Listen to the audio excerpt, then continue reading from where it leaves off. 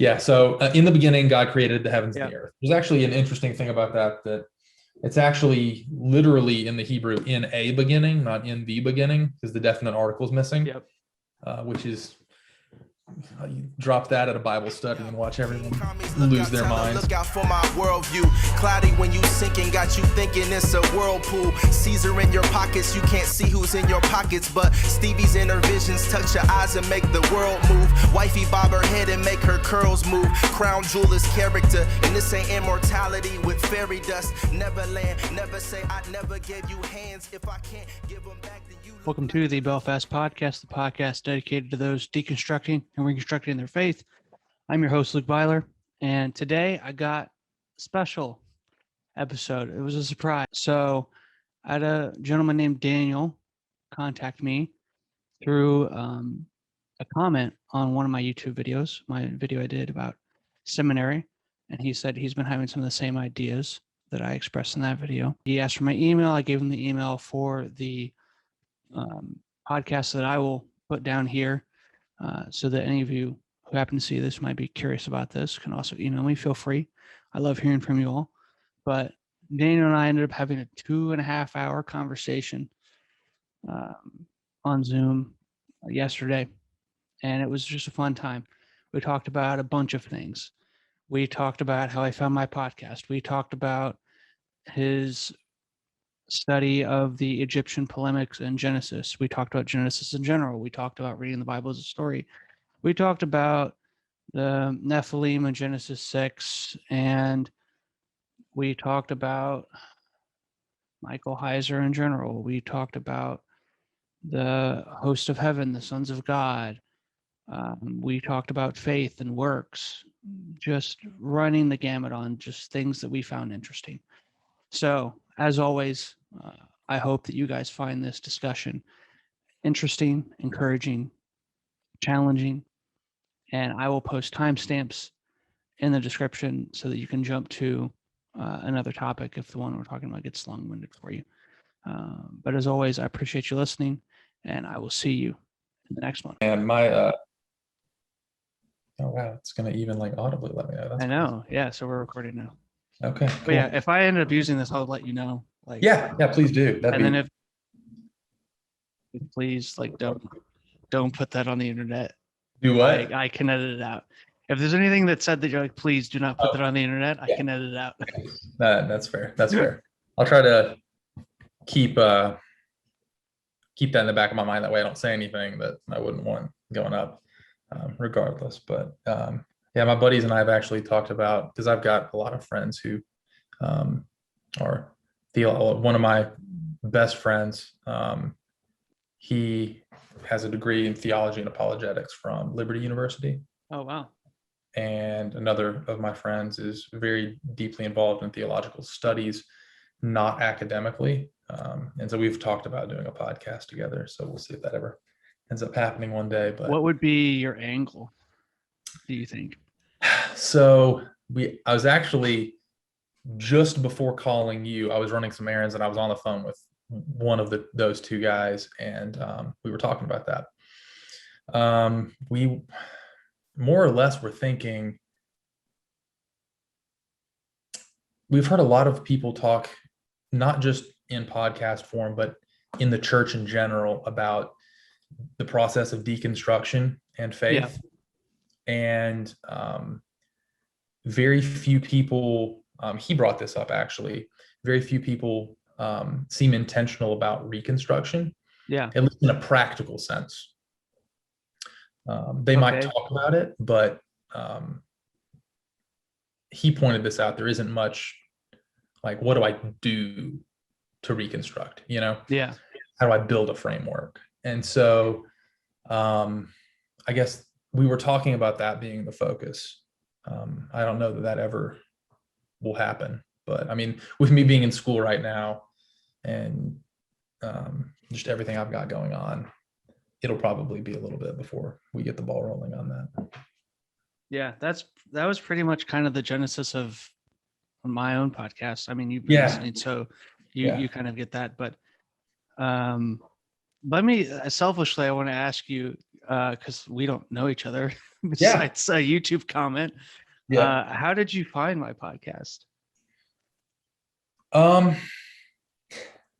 If I'm being entirely honest, I'm not sure. Okay. I'm honestly not sure. So I listen to a wide variety of other podcasts that I'm pretty sure you have at least heard of. So I believe you've mentioned BEMA before. Oh yeah, you mentioned them in the email, and I was like, yes. Yeah. It's hard to find some good quality BEMA people. So we actually, funny story about BEMA and BEMA groups. My family has one in Kansas City. That's awesome. That we were doing before they're still doing it now, but I zoom in and stuff, but I'm not as much a part of it as I was when I still lived there. Yeah. But we got registered on the website, so we're on their map of BEMA groups. And there was a girl who moved from California, and I think she's an engineer, works for Honeywell. So, but anyway, she emailed Ben, my buddy who put us on the website, and was like, "Hey, I'm moving to Kansas City. Can I join your BEMA group?" And we were like, "Heck yeah!" So yeah, like the website and the maps. Thank you, Brent, for doing it. Have helped our group grow. So maybe I shouldn't say this because Brett might hear it one day if you put this up on the internet. But tomorrow night, actually, I am starting my wife and I are having a BEMA group. I'll put in air quotes at our house. We're going to start. All right, Brett, put them on the map. So nice. I'm a bit concerned as to how it may go because of some of the perspectives that may be in the room that might not like some of the things that Marty says, especially in the first 2 episodes. I don't know. Okay. So be praying for that. I will. That, whatever the second episode is, I think it's the second one where they talk about the chiasm in Genesis 1. Yeah. That one's going to go on my People Who Changed My Mind About Genesis series for sure. Yeah. It's so funny. I remember listening to it, and I'm weird. I'll listen to it and work out because that's like an hour I get to myself. Bro. So okay, sorry, pause real quick. Every day, every weekday, my wife and I try to wake up early in the morning and go to the gym, and that's my BEMA time. So I do the exact same thing. I get it. Yeah. I've been hooked on Heiser's podcast right now, but yeah. So I was listening through BEMA ever before my family started this group, and listened to the episode about Genesis, and I was like teetering on the edge of a non-literal interpretation. Yeah. And just the way he said it and talked about the literary structure of it, I'm like walking to go do pull-ups, and in my head I'm just like, yeah, I can't take it literally anymore. It's just, I can't do it. Yeah. So that was my like epiphany. I was in the middle of working out, about to do pull-ups, and I was like, yeah, my mind's walk up to that pull-up bar and you're like, yeah, no, I get it. I think BEMA was I won't say so. In undergrad, I got a religious studies minor. Okay.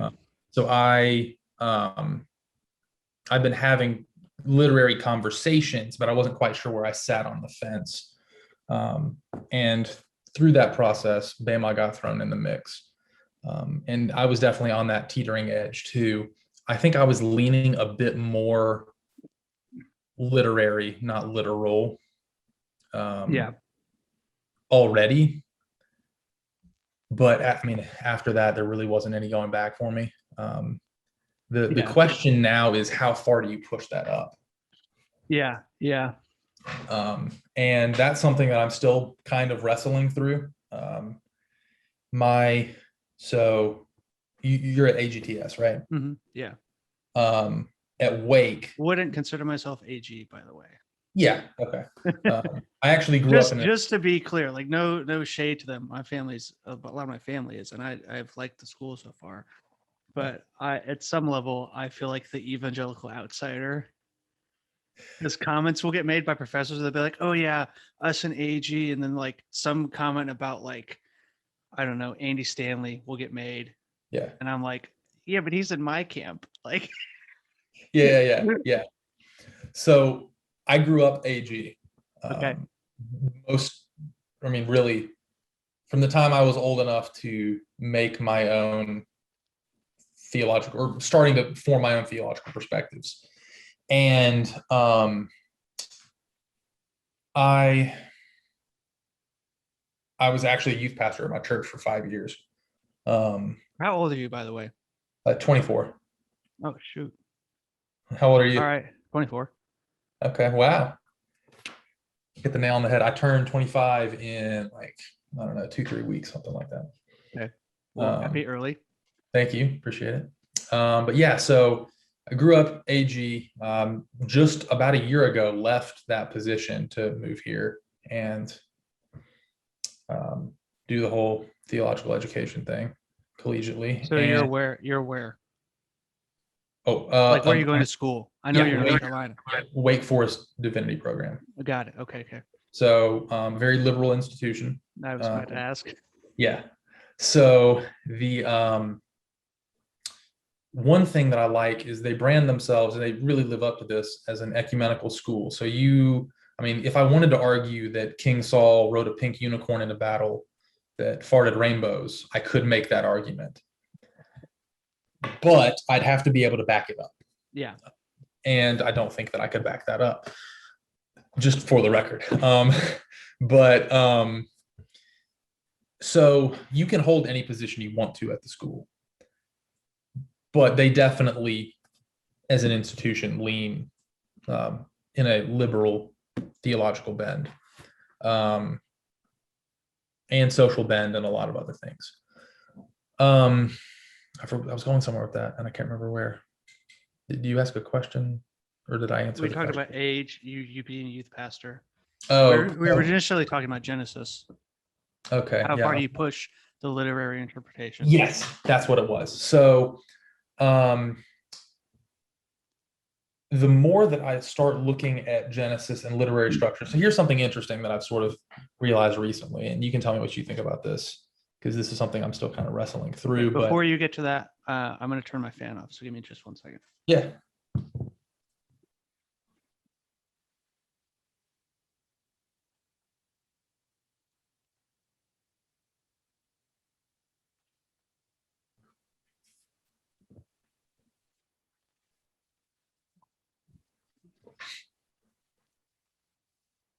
Okay.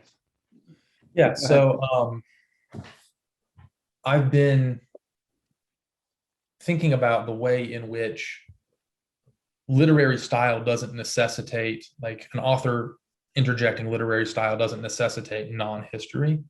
Mm-hmm. So Robert Alter, in his book that I haven't finished yet, The Art of Biblical Narrative, he references how we can view things as historized fiction. So if you were to write a fiction book that takes place during the Revolutionary War, or you can write fictionized history.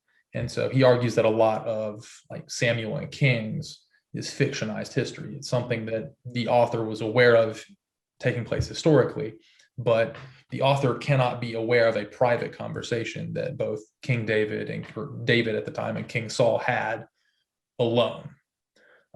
And so he's only aware of what they went and did after that conversation and what they were doing prior to that conversation.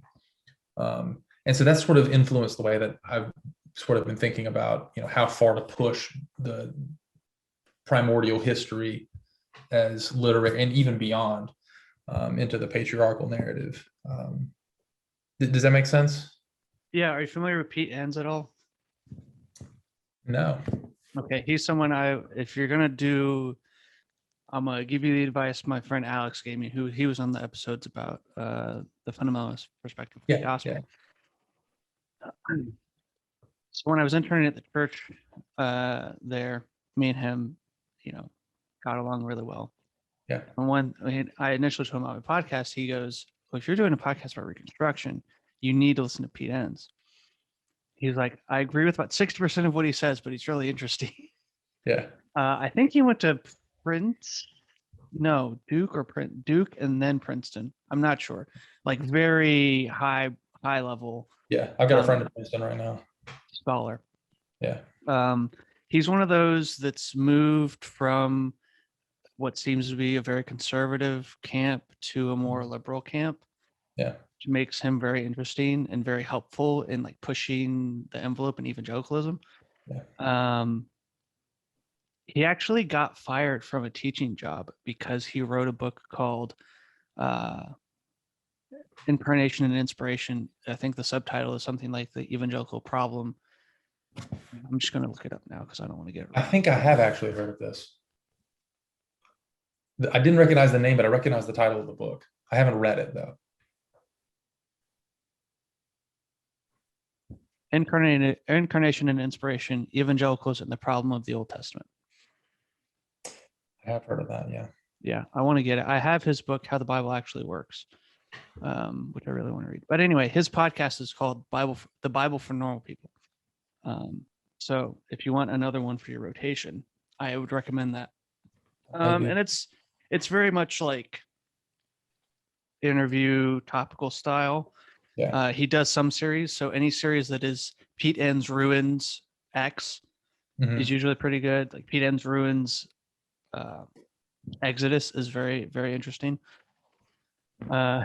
Okay. But that's actually, so what made me say that is, that's a phrase I've heard him use quite a bit when talking about Exodus, is he uses the term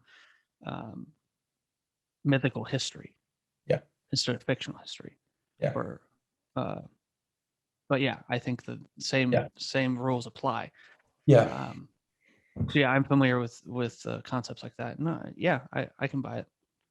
That's very fascinating. I'll have to check him out. I'm still really not sure where I stand on it, because on the one hand, archaeologically, talking about Exodus now or creation? I was going to go Exodus. Okay. I don't know as much about it. As far as like literary structure is concerned as I do with Genesis. I probably wouldn't say that I do. I say that I took a whole Africa in the Bible course, and Exodus was pretty heavy there, but I don't know. I feel like most, Old Testament courses, you spend forever in Genesis and then you breeze through everything else. But so I guess let's go back to Genesis, since we had talked about talking about that. Okay.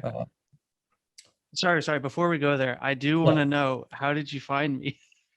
Oh yeah, I don't remember, but like, so, do you know the first episode you heard, or if you saw a clip somewhere? So I just want to know if like what I'm doing to try and get it out there is actually working.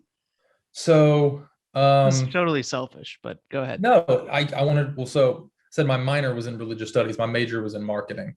So I totally understand and sympathize. Let me pull up my podcast app and see maybe what I might have been doing that led me to you. So people that I've been listening to, some Timothy Mackie stuff. Oh, love Tim. Same. I haven't listened to him enough. I'm way behind on BEMA, but I've been listening to them for a couple of years. I basically got through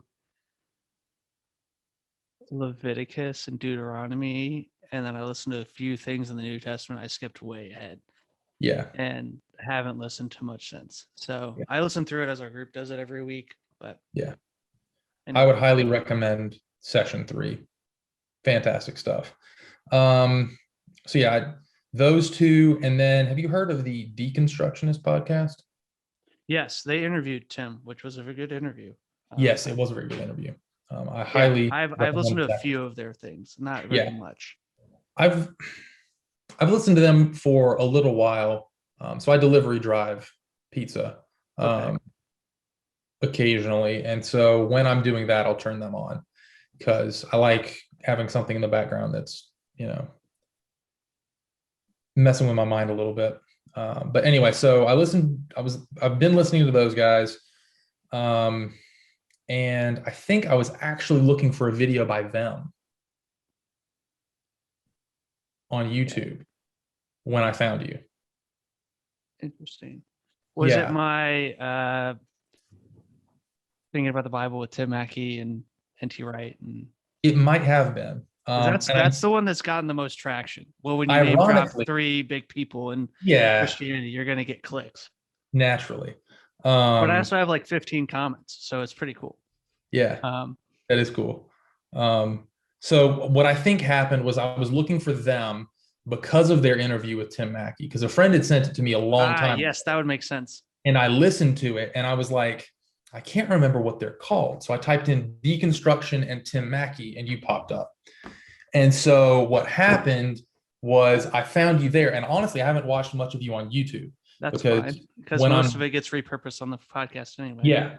Yeah. So what I've been doing is when I'm delivery driving, I've turned you on and had you either in my earbuds while I'm in the store, if nothing's going on, or while I'm on the road. And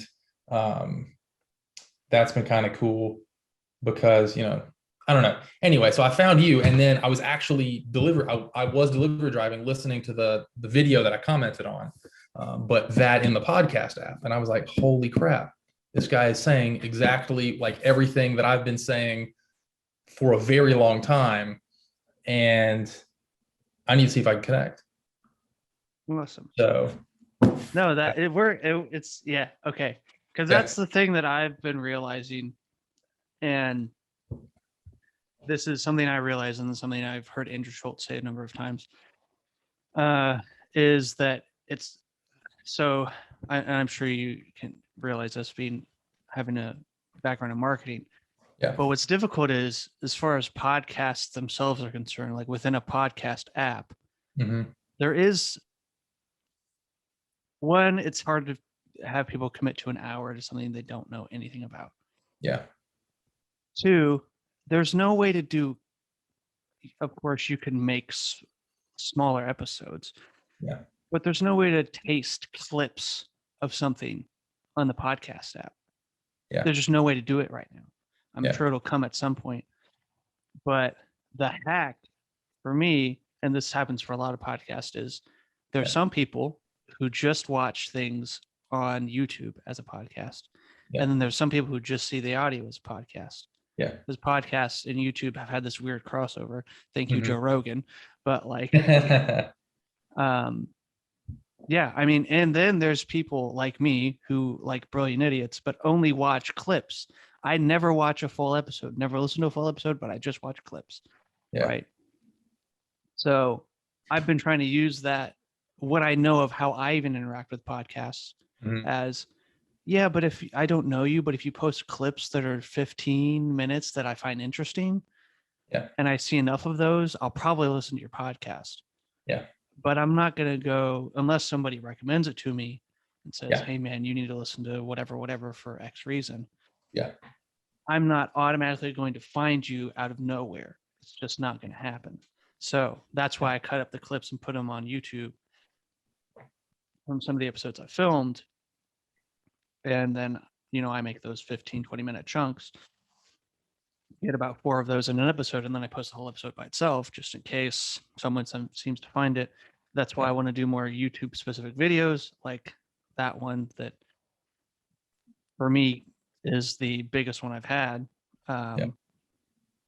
And is copyright strike, but I don't care because, I stole a bunch of clips. So, it's fine. I don't need to make money from it. As long as it gets me a little bit of exposure and helps people out, then it's fine. Well, and that's part of the game too, right? With marketing is how much is marketing just going to grab attention to? So one thing I studied in marketing back in undergrad was, do you remember the Super Bowl commercial that I think Miller Lite did, where they were trashing on, or maybe it was Bud Light was trashing on Miller Lite beer and saying like, oh, it's made with corn syrup or whatever. Yeah. And it was like super funny. Well, Miller Lite sued them for defamation, but they know they couldn't win. They know they couldn't win the suit. No matter what, they would not win. They pursued the suit simply to get exposure, to show people that, like, the intricacies of how all of that worked. So it sounds something sort of like that. Like it might be an upfront cost, but long term, hopefully it works. Yeah, and that's why I'm trying to make stuff more specific for YouTube, is because I don't just, because I have some resources now and the ability to, and I've learned enough. Like, yeah.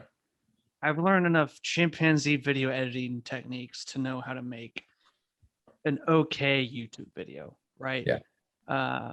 But like, I'm basically just stealing Paul Vanderkleef's format and putting it with stuff I find interesting. Yeah. But anyway, like, how can I make YouTube specific content that can then drive to where if they're interested in that, they could also be interested in the podcast, but not just, oh, all he does is put his podcast on YouTube, right? Yeah. So if I can do both of those at the same time, then I feel like that'll be really helpful. Yeah, no, I mean, I agree. Because I'm trying to think of all the ways that I have been turned on to a specific podcast, and usually it's word of mouth, or I saw that it was actively related to something that I was interested in, and so I gave it a try. Or the person that I'm listening to, I've been following for a while in another format. Yeah. And so that's happened quite a bit, actually. So yeah, that makes sense. I wish you luck. Thank you. Do you have a favorite episode of mine? I have my own. I just would curious what, like, if you found one particularly interesting. I don't know. Let me look. Because honestly, I listened to most, if not all, of your stuff. Let me look at previously played. I've listened to all of them that are in the podcast app. Awesome.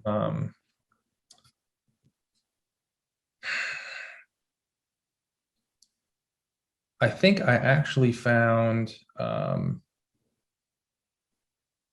think it was the one where you were talking about with that friend, where it was like fundamentalism, and then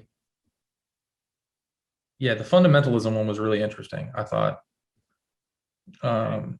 Yeah, that one was one of my favorites. My favorite's probably my interview with my Jewish friend, just because I think he's fascinating. And I never. Which one was that? It was called Being Jewish and Believing in Jesus. Oh, I interviewed my Jewish. That one was awesome. I do remember that one. Yeah, that was fantastic. I listened to that in the gym too. But yeah, no, the fundamentalist and the gospel was like, at some level. So this is, I haven't talked to Alex actually in a minute. I was gonna get him to do Unseen Realm with me, because he got into Heiser around the same time I did. Yeah. But he just hasn't picked up his phone, like, literally. So, but I have another buddy who lives in Springfield, and I got him on the Heiser train, and he is almost done with Unseen Realm now. So we're gonna go through it together, I think. Okay. But anyway, so that episode was birthed because Alex and I kept talking about. Mm-hmm. I did so if you've listened to any of the BEMA about the New Testament, if they have an episode on Mark's Gospel, they talk about the crucifixion, which he steals us straight from Ray Vanderlaan, but that's fine. Yeah. Oh yeah. Them. Yeah. But I did a whole thing for the church about that whole parallel between the crucifixion and the coronation of a Roman Caesar. Yeah. So as we were doing that, we talked about how this, frames the gospel in a different way. During that time, I read How God Became King by N.T. Wright, because I was just like, if you're going to do that, then you need to read this book. Yeah. So I did, and then I read Surprised by Hope during that same time. But we had a big whiteboard in the office that they let me use, which was the old pastor's office. But we kept this is how we'd think out loud. We'd meet in my office and we'd just draw on the whiteboard, just a bunch of stuff. And we started making diagrams about how different sides frame the gospel. And I was like, this would be a really interesting conversation for the podcast. So that's how that was birthed. Yeah, that's crazy. It was all written I don't remember if it shows up on the video, but I think the whiteboard is to the right of me, and I kept like glancing at it to make sure we hit, points. Yeah, that's super cool. That's how most of them have come about, actually, is just conversations I've had. Yeah. Had like parts of outside of it, and then I'll be like, okay, I'm getting you on the podcast and we're talking about. Yeah, no, that X, Y, or Z.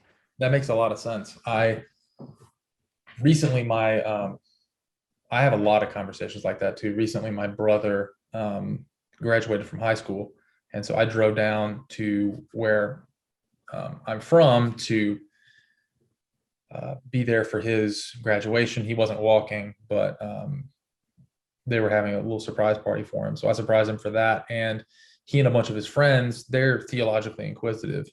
And so they started asking me and one of my other buddies who I was talking about earlier, a bunch of theological questions. And so we sat on the back porch for probably 3 hours, just going back and forth. And after that conversation, I was like, I need to have somewhere to like push out all of this stuff that I just talked about, because it was so, I don't know, it was just a really good conversation on so many different topics. And I don't know, I totally get what you mean. Part of my motivation is honestly just because if I don't, I feel selfish. I know what you mean. Right? I know exactly what you mean. Part of it is I'm obsessed with a certain thing and I want to share it. Yeah. So sure. Yeah. But the other part is I'm sitting here like, man, I have been exposed, or I am aware of certain things that other people may not be familiar with at all. And I will feel so selfish if I don't put it somewhere. Now, one thing I want to ask you about before we get off this call is some of the stuff I said in that seminary video that I've been thinking about more is the internet and education broadly, but specifically within the church. I think that's some issue we can talk about. But I do want to hear about Genesis. Let's go back to that. Yeah. You said something about Genesis. Are you okay? So let me clarify if I understood you right. We were talking about theories around how to interpret Genesis. Yeah. Where we see JEDP and how some of that is good, but some of it fails. Yeah. But you were talking about there's an Egyptian polemic happening in Genesis. Or are you speaking about the creation stories? Yes. Or stuff that happens later? Okay. Yeah. So I know nothing about that. So fill me in. Yeah. So specifically Genesis 1. So hold on. I'm going to grab a book. I'll be right back. Go ahead.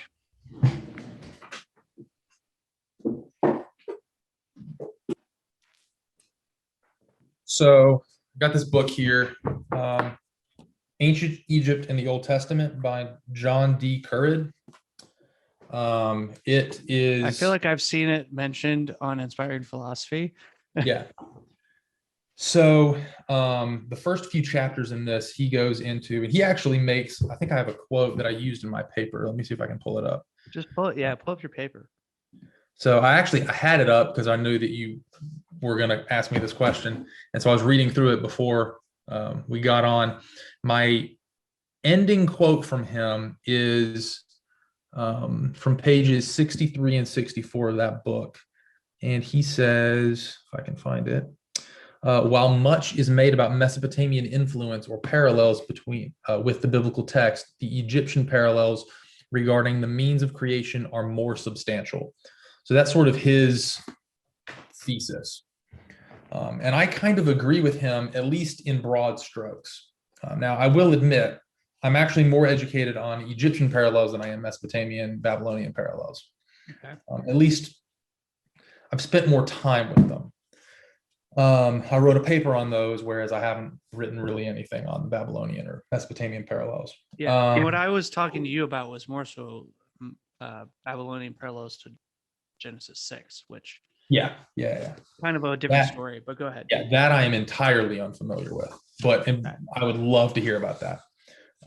So he recognizes the Babylonian parallels, but he talks about how the cosmology of ancient Egypt is so similar to the cosmology of the Israelites in the way that it works. So in their creation stories, they actually have multiple creation stories, and they sort of have a postmodern idea of like holding all of these creation stories as true at the same time, which is kind of weird because they're mutually exclusive. All of them feature a singular creator God, multiple gods, but a singular creator God who then creates the other gods, and then yada, yada, yada. You should read Unseen Realm. Do what? You need to read Unseen Realm. Yeah, it sounds like I do. That is basic. Yeah, that's how he. More about that later. Yeah. Do what? What you just said is how he introduces the book and the Israelite conception of the divine council. So yeah. You're right on track. Go ahead. Okay, so it starts with that, and the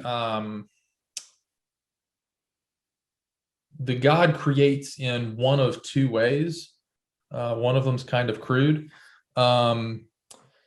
He either creates by spitting, so like as he's speaking, the spit falls from his mouth and it creates. Yeah, I remember reading about this in a Walton book, but go ahead. Yeah, and I can or cannot say the other one depending on. No, go ahead. Okay, he masturbates. Okay. And the other, and that's the other way in which he creates the other gods. And so the singular creator God, therefore, for lack of a better term, gives birth to everything. The cosmology is also similarly set up where there's a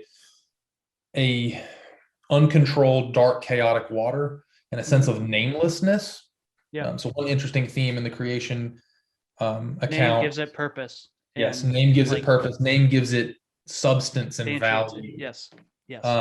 And so there's this similar theme in the Egyptian creation accounts that Currid argues we don't see in other ancient Near Eastern creation accounts. I've only really thoroughly explored the Egyptian ones and have a base familiarity with the Babylonian ones at this point. So, and then the way the cosmology is set up, waters above, waters below, and then the land rising out of the waters. There's actually also a possible linguistic play happening here. So in the Hebrew, the Hebrew Bible begins Bereshit bara Elohim et haaretz et hashamayim, or et hashamayim et haaretz. I can't tell you you're wrong or not because I haven't taken Hebrew yet. So. Okay, yeah. So in the beginning, God created the heavens and the earth. There's actually an interesting thing about that it's actually literally in the Hebrew in a beginning, not in the beginning, because the definite article is missing. Yep. Which is, you drop that at a Bible study and watch everyone lose their minds. Sorry, side note on that. Yeah. This is also going to my Genesis series. There's a great lecture by Tim Mackey where he talks about the unnecessary tension between science and faith. And he begins his lecture with a discussion of language and translation. Yeah. But he basically quotes the Hebrew and says, okay, well, how do we think about earth and heavens? And what about this phrase in the beginning? Yep. Really in the beginning. You could also phrase it like Star Wars a long time ago. Yeah. Yeah.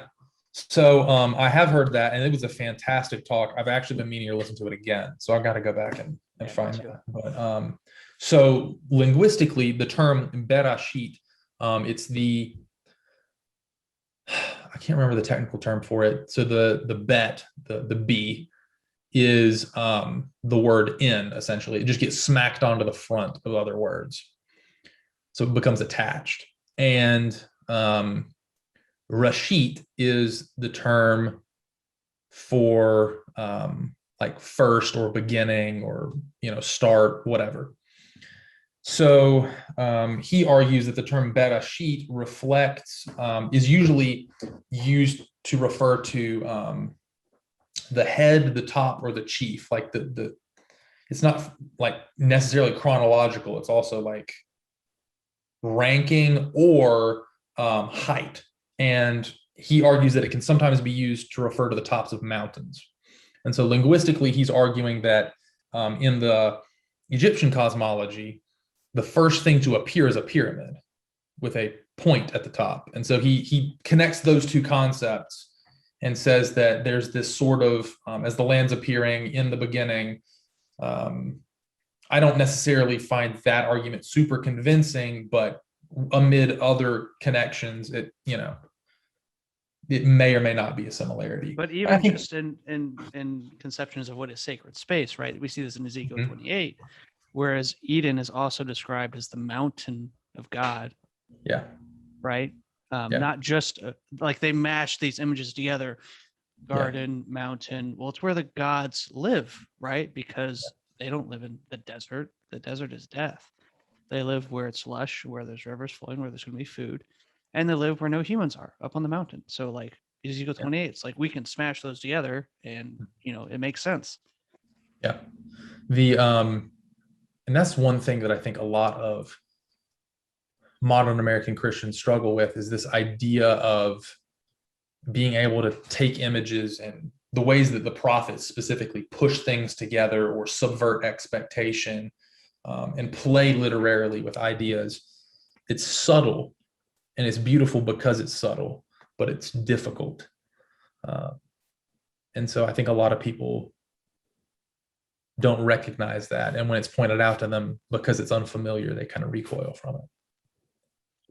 Yeah. And I think, so part of that, and this was my big revelation as I started getting into BEMA more, and this was actually before I decided to go to seminary.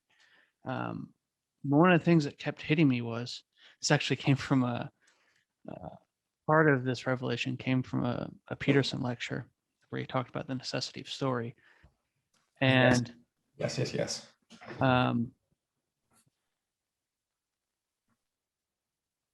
But I kept thinking about how I felt so emaciated in my knowledge, because part of my conviction became, look, I can tell you my views on why I hold X, Y, or Z as far as Calvinism versus Arminianism, or why I would or wouldn't hold a certain view on creation, right? What I could not now defend my view of Revelation because I don't even know what it is. But my point was that I can proof text you my POVs on certain theological issues. Yeah. But if you ask me to tell you the story of the Bible, I would maybe get 40%. And that still to this day kind of eats me up, because I'm like, man, have we become so obsessed in enlightenment world, in the scientific world, to give like proofs for why we think what we think, and not know the stories. And deeper than that, is it because we have become unable? This is the other revelation I had after that was, is this because I've become unable to look at the scripture as a story? Yeah. Right. Whereas I can tell you all the great things that Vince Gilligan does in Breaking Bad to layer themes of the story for Walter White or for Jesse Pinkman. And spoilers, by the way, because I haven't started that. It's on my list. Okay, then I'm not going to, I can use a different example. Okay. But just one of the things is the way he uses color for certain characters, which is not new to him. It's a very good, visual storytelling technique, but he uses it very, very well. Yeah. So he layers that with certain ways things are said for characters, a certain way they get mirrored later. And it's just like, I can tell you all that and get engrossed in the story because I know it's a story, because I know how I should analyze the story. Right. Yeah. Yep. But when it comes to scripture, when it comes to Genesis, when it comes to Exodus, I'm not looking for motifs. I'm not looking for, or at least this was the old me. I'm not looking for parallels. I'm not looking for literary devices. I'm not looking for how days 1 through 3 are, like, in a sense, creating space or things, and then days 4 through 6 are filling those spaces with things. I'm not looking at how the Egyptian or the Israelite escape through the waters is a recreation story. I'm not looking at how Noah and his landing of the ark finally is a retelling of creation, right? Which makes total sense when then what happens is he gets remandated with the same, covenant that was given to Adam in chapter 2. But if you can't look at the story, then you ain't going to see those because you aren't looking for them. You're wearing totally different glasses when you look at the text. And that's the one thing that Tim Mackey, I think, helps the most with. So that's what he's very much interested in, is what literarily, what story-wise is going on here.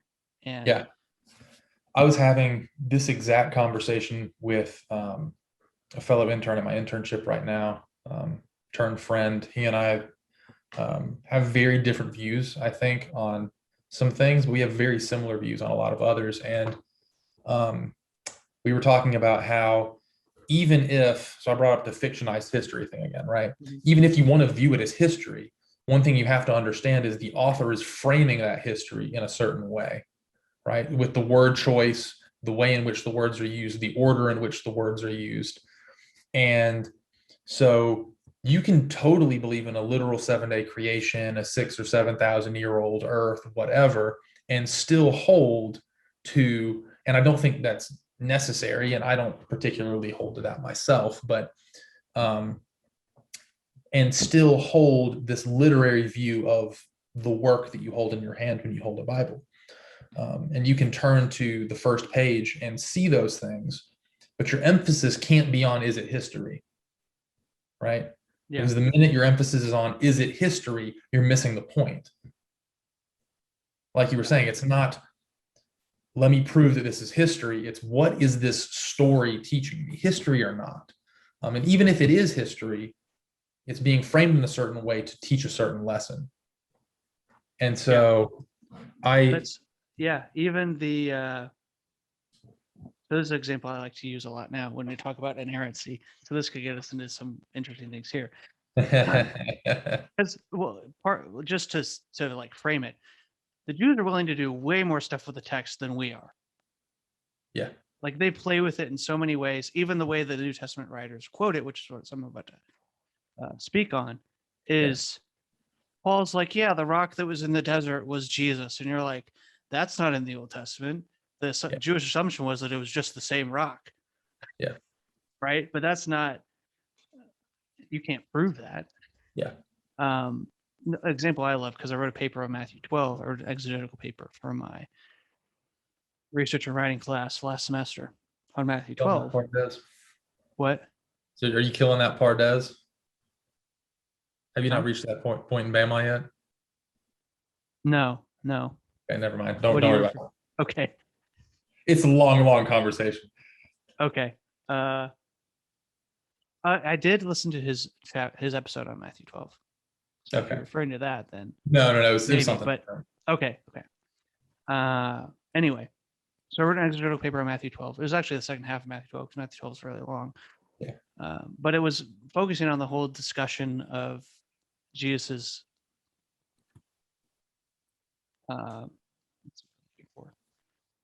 confrontation with the Pharisees about, is it by the power of the Spirit or by the power of Beelzebul that he casts out demons, right? Yeah, that's a good episode.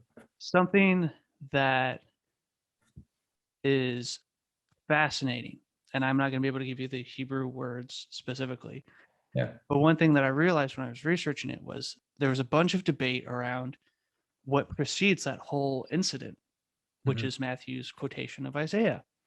Yeah. And the end of the quotation from Isaiah says something to the effect of, now I'm just gonna pull it up. Yeah, do it. I think I have my paper. Yes, should be here.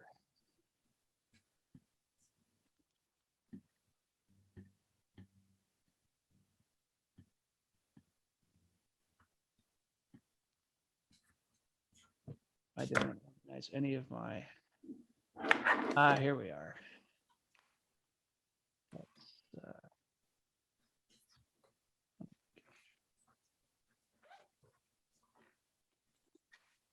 Here's my draft.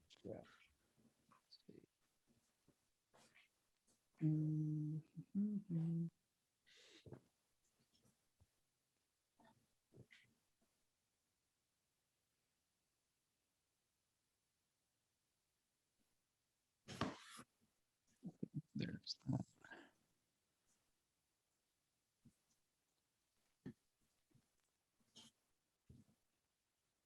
Should have come prepared. Okay. We're going to read from the ESV because I think it is the superior translation. So you got ESV? I do. I have, if we want to talk about weird translations, I have some weird ones. Okay. Not that I disagree, but I'd be interested to hear why ESV versus others. I think it holds to a lot of my short answer would be, I think it holds to a lot of the new findings we've had for the Dead Sea Scrolls. Translations of specific things in the Old Testament that I could talk about in a minute. Yeah. I mean, just for pure reading's sake, it's not my favorite, but yeah. Anyway, so here's the Isaiah quotation, Matthew has in 12.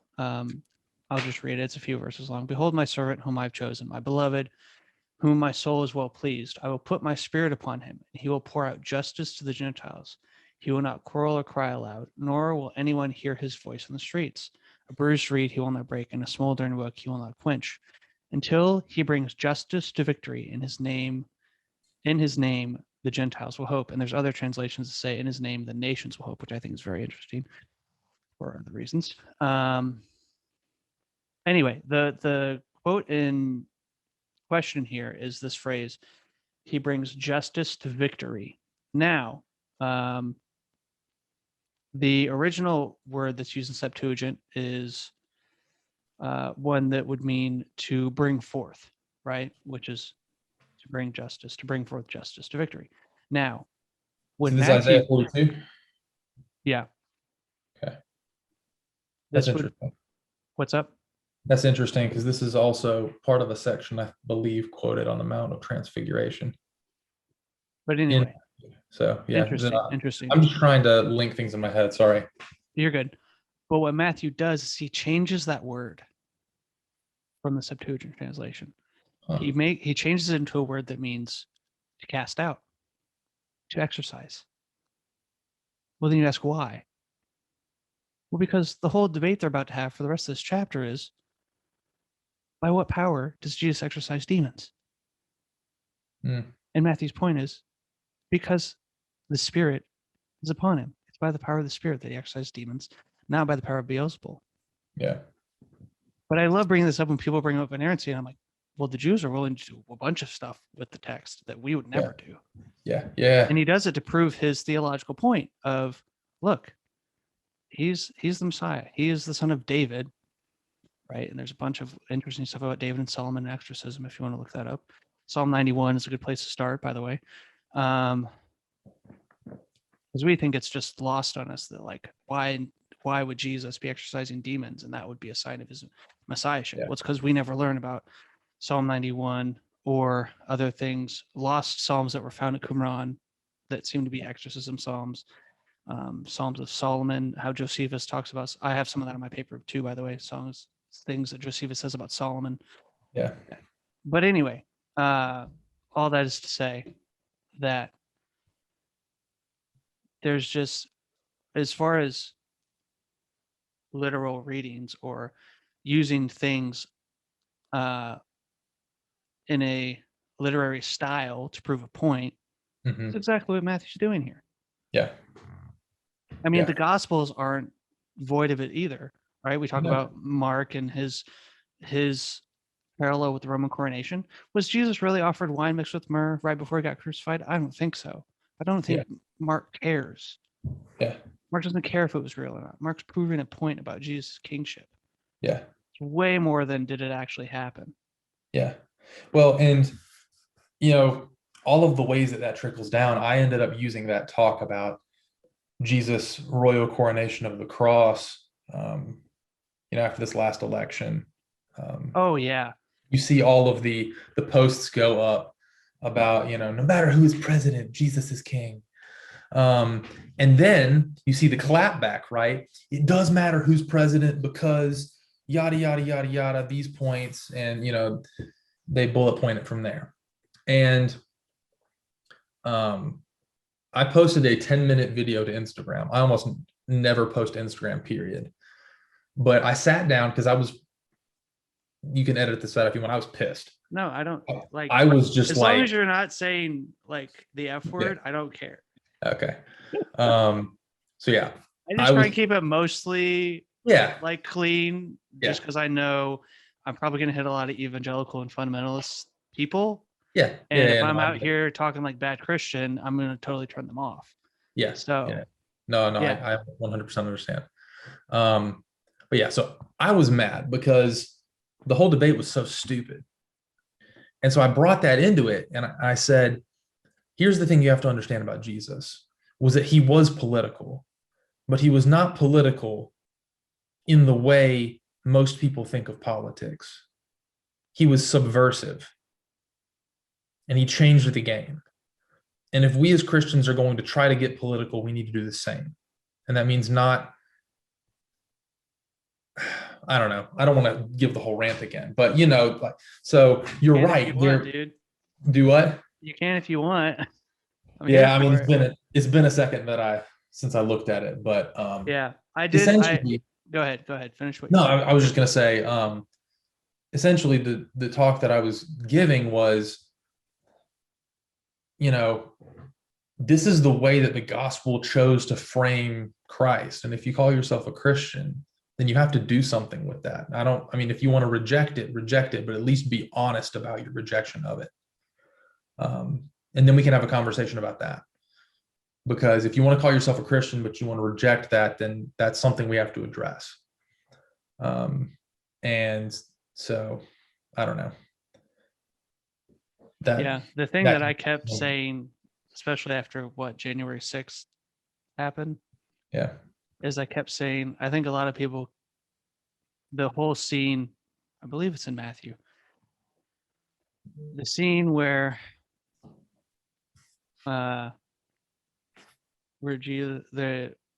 Pilate is placing Jesus in front of the crowd, the Jewish crowd, by the way, and says, "What do you want me to do with your king?" And they shout, "We have no king but Caesar."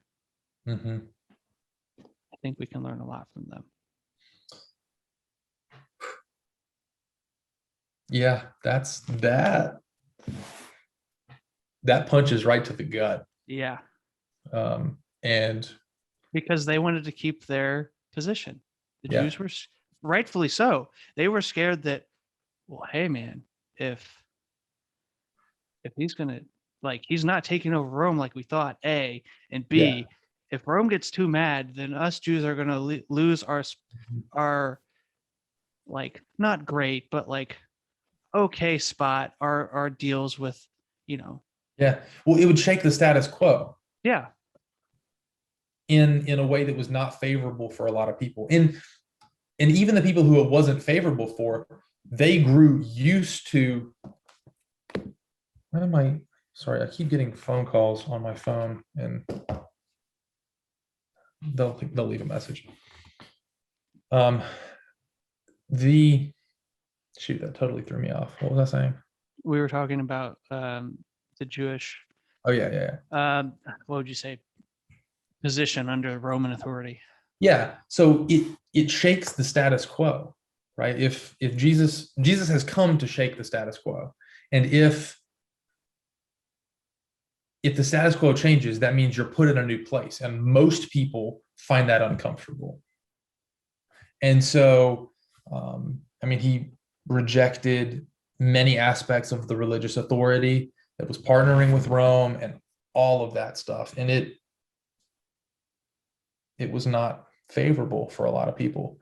And so for them to see that potential risk, they tried to mitigate it. And then, you get the opposite end of the spectrum. Christians nowadays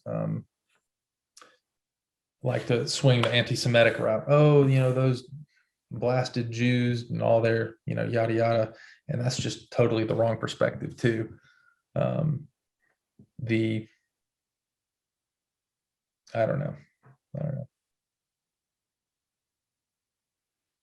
So I wanted to hear a bit about the Babylonian, what you got with the Babylonian parallels to Genesis.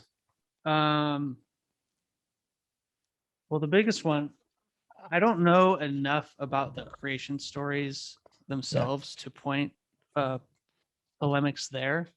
Yeah. Did you get a chance to listen to the lecture I sent you? I listened to part of it. I wanted to get more of your perspective on him. So maybe we could do that. Okay. Yeah. Because I was just about to pull up a clip from Heiser because he would explain it. He'd get things that I would totally forget. But go ahead. Yeah. What are you going to ask then? Well, I was just going to ask, what is his thing? Because I listened to him for a little while while I was doing something else. And I think it was part of a Q&A. And so he was responding to some questions. And so I didn't quite get just him. And I was curious. He seemed to have an interesting perspective. Okay. Yeah. Tell me what you seem to glean and seem to understand at this point. And maybe I can fill in some gaps. So it was the one about his book, Reversing Hermann, right? Was the one I sent you. And I sent you some of his discussion, like blog posts, right? You did send me the blog posts, and I'm going to be honest, I didn't have time to read through all of them. That's fine. It was just about his variation of the JEDP theory. Okay. Which I'd love to get your spin on that too, but I guess I probably should read his posts before doing that. Let me see. Well, I'll say this on that note. If there's big Egyptian polemics happening in Genesis, it substantiates more of my view that Moses definitely, if not influenced, was part of the authorship there. Yeah. It makes total sense, right? He's born in Egypt, raised as an Egyptian more or less for 40 years. Yeah. Right? Like it's gonna come out. Like he's gonna knows these stories. Whether he helped start the oral tradition or whatever, or helped, I don't know. This does some weird stuff to me though, because I'm like, I'm also firmly believing that those stories, at least the first 11 chapters in Genesis, the first 5 show stories, probably some of the oldest stories we have in humanity.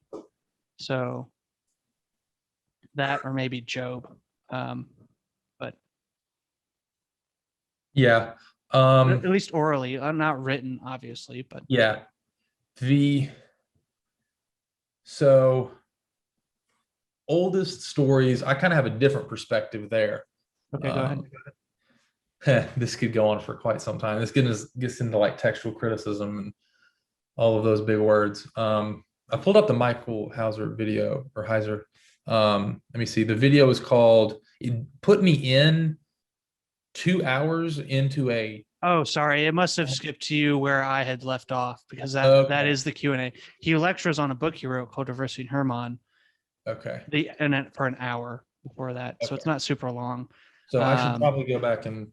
Yeah, he draws. So what he does in that book is he draws the Genesis 6 story, the sons of God, the daughters of man, how that story in Genesis 6 is a truncated version of Enoch, Okay. And how those themes that are used in Genesis 6 and in Enoch get dealt with as a consequence of sin in the New Testament. Yeah. That's what that book's about. I have it on my bookshelf outside of my living room, but I haven't read it yet. Yeah. But yeah, it's about an hour-long lecture. That gives a lot of, because what Genesis 6 is polemicking is a bunch of Babylonian stories about Apkallu and how they thought they derived from these, giants who were half human, half spiritual hybrids that gave them all their wisdom, all their things about divination and sorcery and all that stuff. And even if you look at the list of kings that happens in Babylon, there's 7 kings that are linked to 7 Apkallu. And the Apkallu are basically the same characters as the Nephilim in Genesis 6. Okay. So the polemic is, you think that what you made your civilization so great is because of these people. Well, actually, they're what makes you so evil. Yeah. And they're not good. They're the bad guys. They're the rebels. Yeah. Which this then also explains, and this is part of his argument for the translation of the word Nephilim in chapter 6. Because you have to square it with what happens in Numbers 13, which I have a professor that has a horrible interpretation of Genesis 6, by the way. Doesn't even deal with Numbers 13. But why Numbers 13 brings up the giant, phrases them as giants, right? Yeah. And then this also very much explains why the time that Israel's given in Canaan to wipe them all out, the couple of times they're told that is why? Because the clans they're wiping out are giants. Yeah. Well, then where did they come from? Well, they're part of the rebellious sons of God, who gave up their place in the heavens and wanted to come down to earth and mate with females and create offspring. They're wanting to do what God did in the beginning, but without God.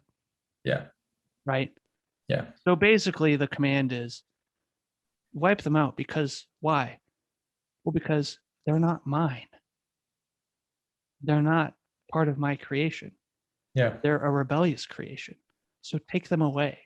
Because also the incarnation isn't going to save them. That's interesting.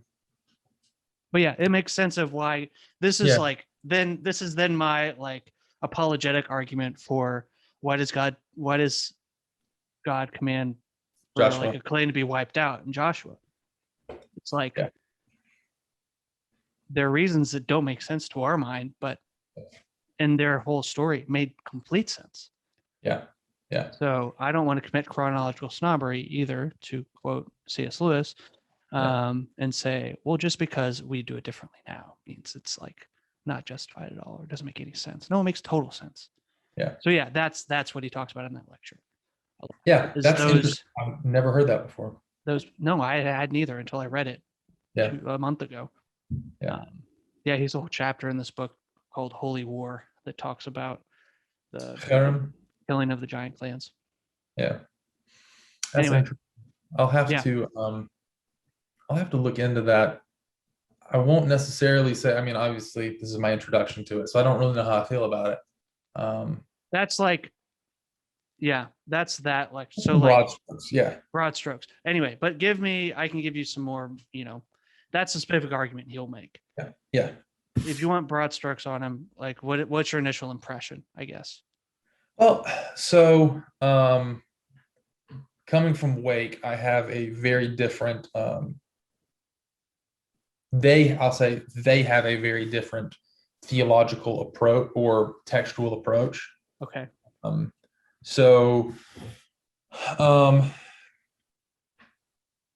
Genesis, according to most scholars that I've been exposed to within this side of the aisle, I guess, of biblical studies, they would argue that Genesis was written, finalized in the post-exilic period and written down. I believe that.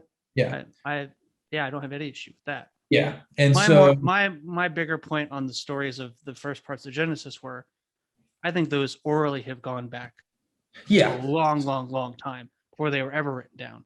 Yeah. So then you could argue, well, Moses updates them and makes them more of a Egyptian. Like, I don't think it messes with that, my view of that. Yeah. So yeah, which I totally can buy now. So my main issue with documentary hypothesis, the JE. Okay, so we're going on this route now. This sort of, in my mind, interplays with what I'm about to say. Okay, but go ahead then. So the documentary hypothesis, I've got an interesting video I'll have to send you on that. Okay. Not that I agree with everything that's said in the video, but it's an interesting way to look at things. But anyway, so with documentary hypothesis, where was I going with that? We're talking about Genesis. Yeah, so polemic with Babylon. Yeah, Egypt, Moses. So old stories. Okay, yeah. So my biggest problem with documentary hypothesis is that in the situation that most scholars take it, Genesis, Exodus, Leviticus, Numbers, Deuteronomy, those are finalized and canonized, post-exilic period, okay. Which I don't have a problem with. But then they like to, I think, get a little lazy by saying, well, the oral tradition obviously goes back further than that, but it goes through a lot of changes and yada, yada, yada. And we really can't track much of that. Now, while that is true, I think one thing that they sort of downplay is the fact that the prophets who obviously came before, even the prophets who come before the exilic period are referencing Torah, and not in small pieces either, right? So we have to have somewhat solidified, somewhat authoritative oral tradition, at least. Yeah. Pre-exilic. For the pre-exilic prophets, exilic for the exilic prophets, and post-exilic for the post-exilic prophets, right? And again, all of those will give you variations and gradations on, how also, much. In this discussion, it becomes a definition of terms, right? What do you mean by canonized? What do you mean by formalized? Is it in some scrolls and some places and some scribes? Sure, but does it mean that there's scrolls of Exodus, Leviticus, Numbers, Deuteronomy all in one place at one point? Does that mean canonized? Like it's just playing with terms at that point. Yeah. So canonized, I think, actually takes place post Jesus. Officially Jewish canon. Now they had a rough working canon, like the finalization of the Jewish canon, because in several of the Gospels he references the law and the prophets, but doesn't reference the writings. Right, the writings were compiled last, and so the there's canonization, right, and finalization, and then there's the redaction process that probably lasted 1,000 years. And so when are the stories written down? For instance, the Song of Miriam after the Exodus, and several passages in the book of Judges, I think the Song of Deborah too, are actually cited as being probably the oldest written pieces of literature in the entire canon. Yep. Because what probably happened is that they were taken from other works and put into the canon, and we don't have the works that they were taken from anymore. So the moral of the story is it's all really, really messy and all really, really muddy. Yeah. Going back to what we were talking about earlier, my issue with some of that is that at least initially, my objection would be if it's so heavily based on, well, no. See, now I'm thinking my way through it. I don't know. I'm gonna have to play around with it longer. Here's another part of this too that I think maybe is wrestling in your head right now. The question of how much of it is purely polemic and how much of it is their belief about what actually happened, right? Yeah. Something like that. So we know that, I'll use a more modern Christian example. Yeah. I can use two, actually. So C.S. Lewis writes The Great Divorce. They both actually have to do with hell. So C.S. Lewis writes The Great Divorce in response to a book called The Great Marriage. Mm-hmm.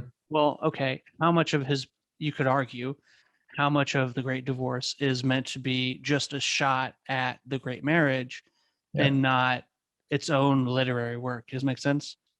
Yeah. Same thing with, this is a less, what I would say, not as good example as far as literary is concerned, but Francis Chan writes the book Erasing Hell in response to Rob Bell's book Love Wins, right? Yeah.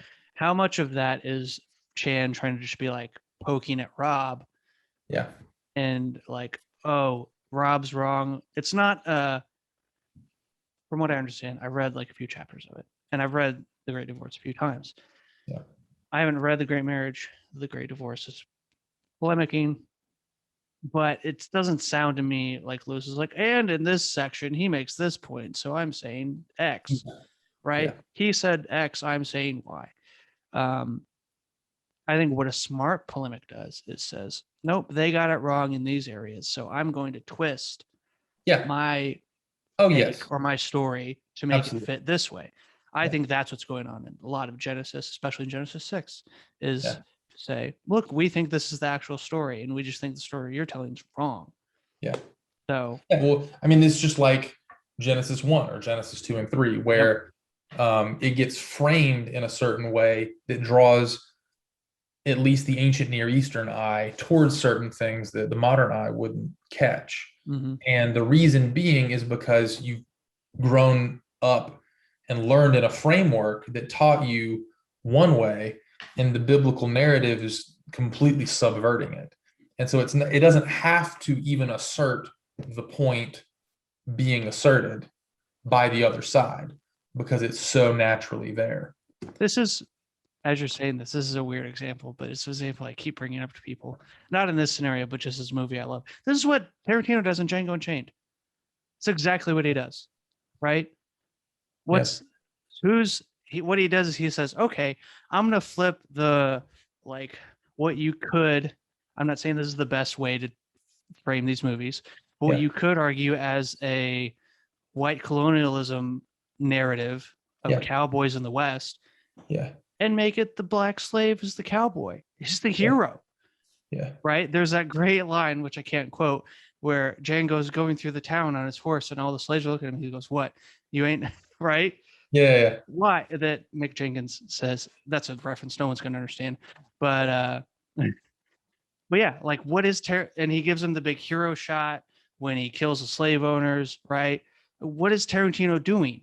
He's taking language that we know in film for the hero, especially in the Western genre, and saying, I'm going to make the hero the person you wouldn't think is the hero. Yeah.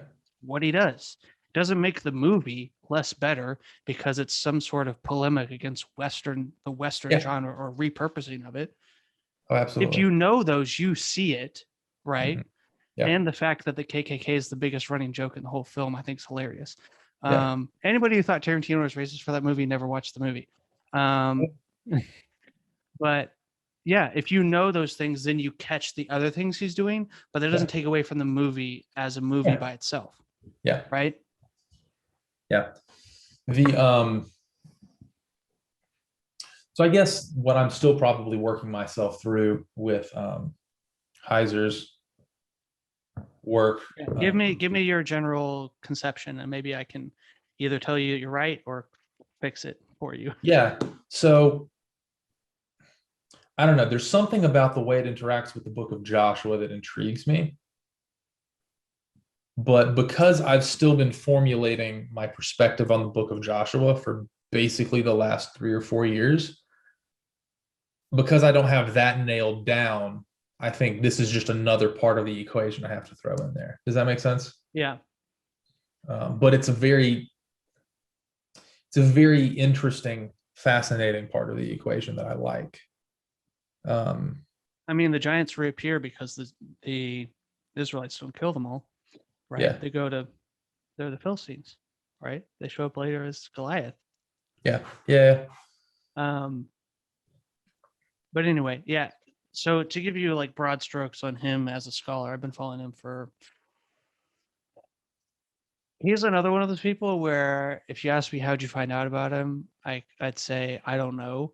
Yeah. I do know that I had a conversation with a friend of mine, an older friend of mine, at a summer camp for our youth group. This was 3 years ago.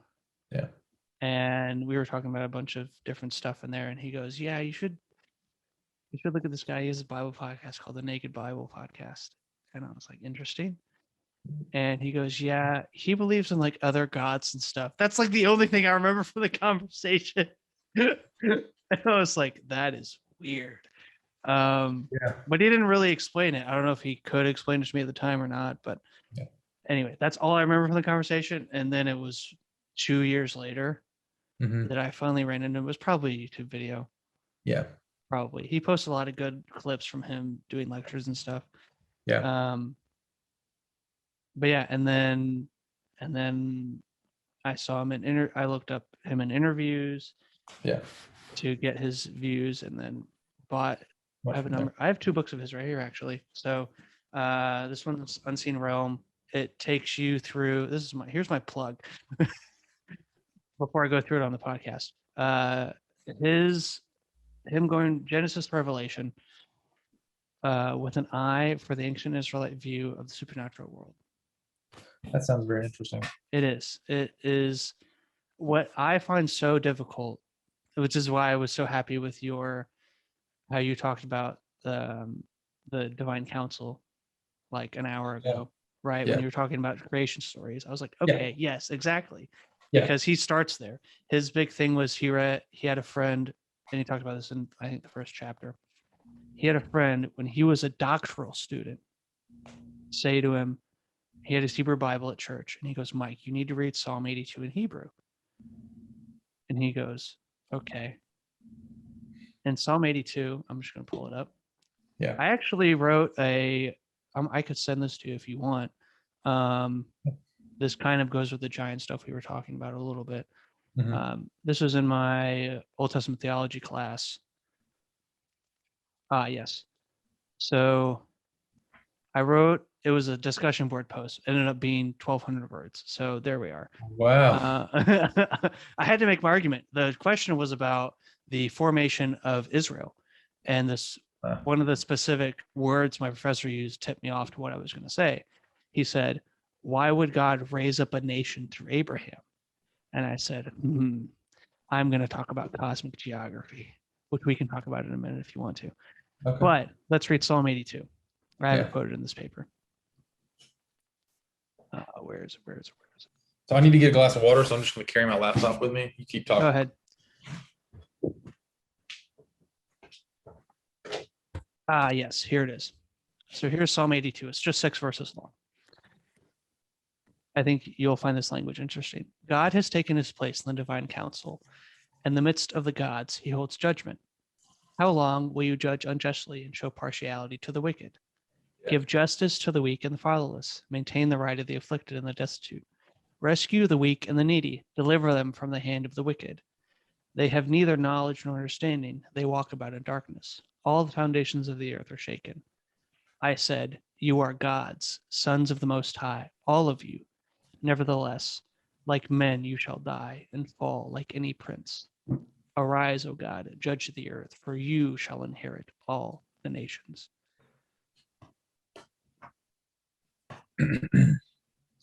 That is, are you familiar with the term henotheism? Yeah.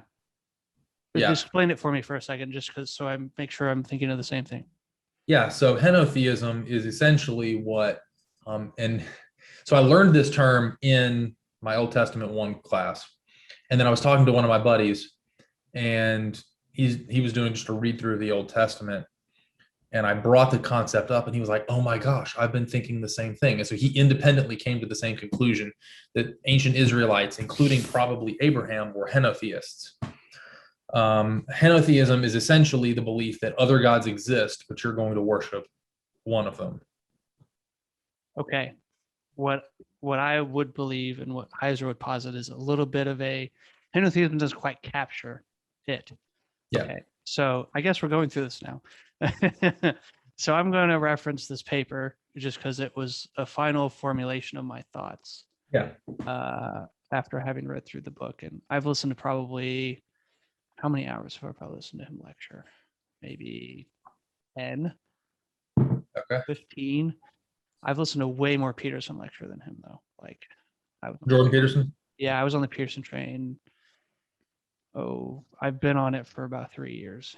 So yeah, I'm a big Peterson guy too. Not as big as, I haven't been following him as long, regrettably, but dude, his biblical lectures are fascinating. They're also kind of what helped change my mind about like the nature of mythology. Yeah. Anyway, I'm trying to reformat this on my screen. It's being dumb. Anyway, all right, here we go. All right, so I'm going to frame this for you how I frame it in the paper because I think it's interesting. I think it's something that's never gets talked about. I think we have a problem in how we look at, again, if we're talking narrative of Genesis. I have about 40 minutes left for this conversation, by the way. Okay. I don't know if you have to be anywhere at some point before your group tonight. Good. Oh. So we're running on my clock. Yeah. Okay. So I think we have a problem in how we think about the narrative in Genesis. Yeah. I have a question. Okay. Or I have a posit and then a question if you agree with what I'm about to posit. Yeah. So the first stories in Genesis seem to be dealing with stories about humanity as a whole. Right? Yeah. You have Adam. Oh, yeah. Human. And Eve. Humankind and Eve, right? You have life or yeah. Something like that. Like Adam, human, Eve, life. Yeah. Right? This is definitely not a literal story. They're trying to do something else. Then you have Cain and Abel, which just talking about the descendants of the first man and woman of human life. What happens when the curses and death and toil and jealousy take over? Yeah. Right? Abel is related to the term hevel, which is the Ecclesiastes vanity, all is vanity, and it's like vaporous, which is his part in the story, right? He's there 1 minute and gone the next. Yep. And then you get cities that get built from Cain's descendants that are cities of destruction. And then you have that really weird saying by Lamech, right? For what is it? For God is, I've been saying Cain 7. Wait, what? Lamech, when he talks about Cain, he says God has protected Cain sevenfold. After he talks about murdering someone, he says, let me just pull it up, because Jesus quotes it in a way that we do not catch. That would be Genesis 4. 5. So Jesus is remezing this? Yes, he is. All right, I'll read it, and then you might catch it. Okay. This is genealogy. That's Enoch.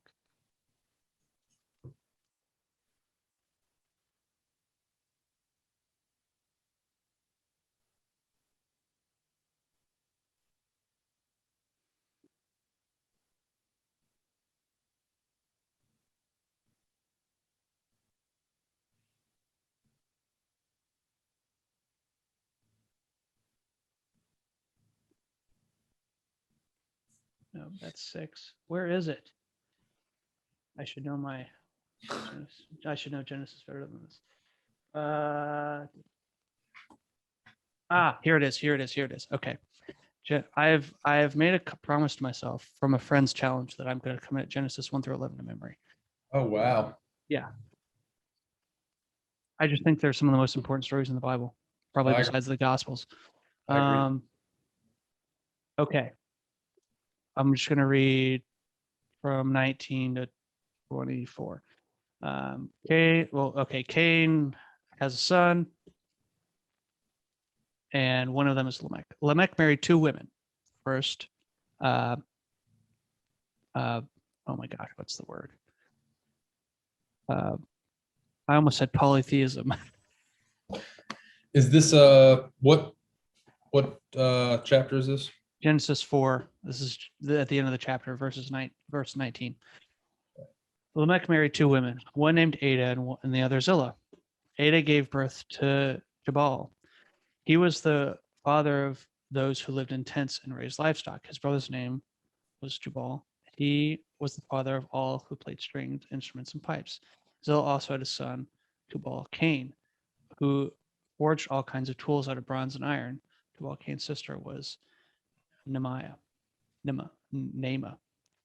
Lamech said to his wives, Ada and Zillah, listen to me. Wives of Lamech, hear my words. I have killed a man for wounding me, a young man for injuring me. You could ask if that's two different people or the same person.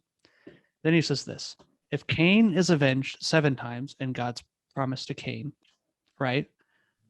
Then Lamech 77 times. Where does Jesus quote this? How many times should we forgive our brothers? Okay, then what's Jesus' point? It's not a number, by the way. Yeah. It's a reversal of this, right? Okay, so yeah, so what would be the point? The point would be everything is forgiven. Yeah, and with the same veracity with which Lamech wanted his revenge, you forgive. Yeah, that's crazy, bro. That's crazy. I like that. I like that a lot. This goes back to what Marty talks about when it's like whenever Jesus talks, it's from the text. Yeah.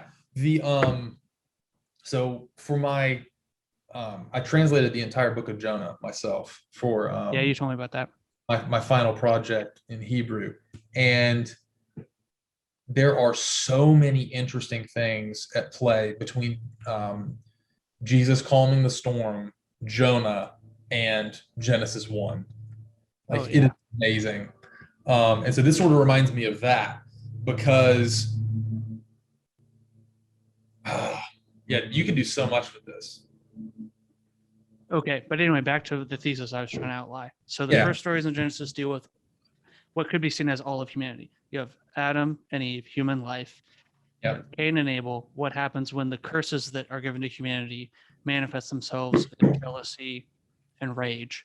And then you see that even more fold in what happens with Lamech, a descendant of Cain, who goes and builds cities, which, funny, the name Lamech is a tweak of the Hebrew word for king, which means that he's just a bad king. I stole that from Tim. That is not my revelation. Tim Mackey? Yes. Melech. I mean, it's yeah. So then in Genesis 6, you have another episode of Sons of God, Daughters of Man. All of the what is it? I have the Bible pulled up here so we can just look at it.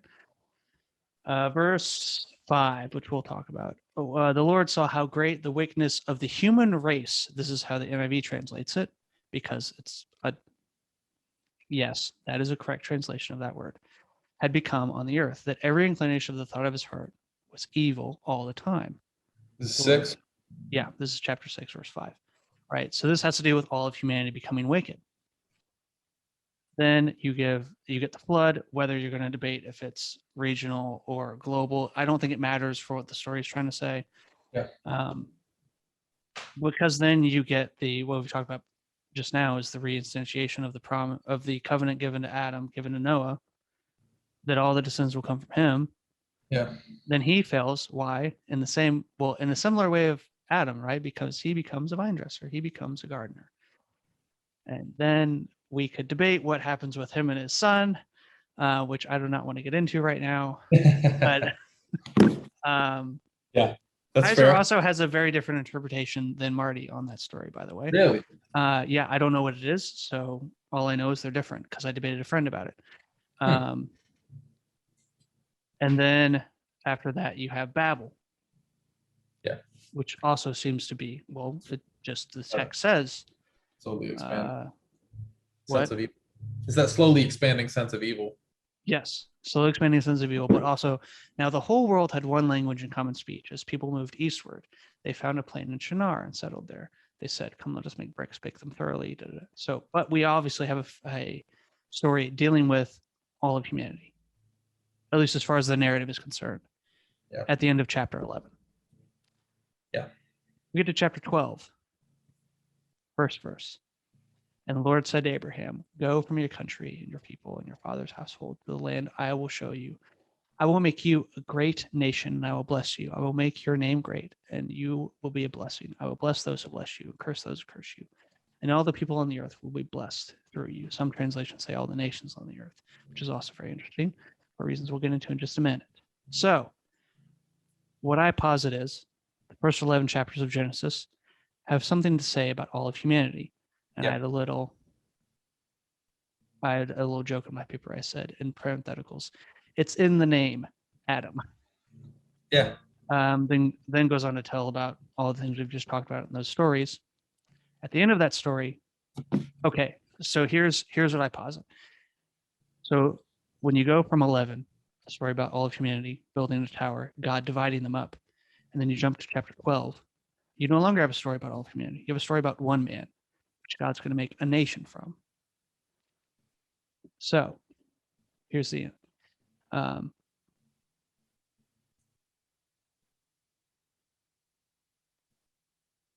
here's my question.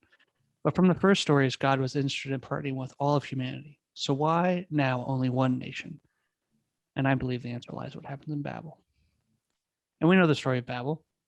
Humanity builds a tower to get to God, or to get God to come to them, depending on how you want to think about the tower itself. So God goes down and says, "Okay, I'm going to confuse you all, and you're going to spread about because that's what I want. But you aren't doing it because you're all of one tongue."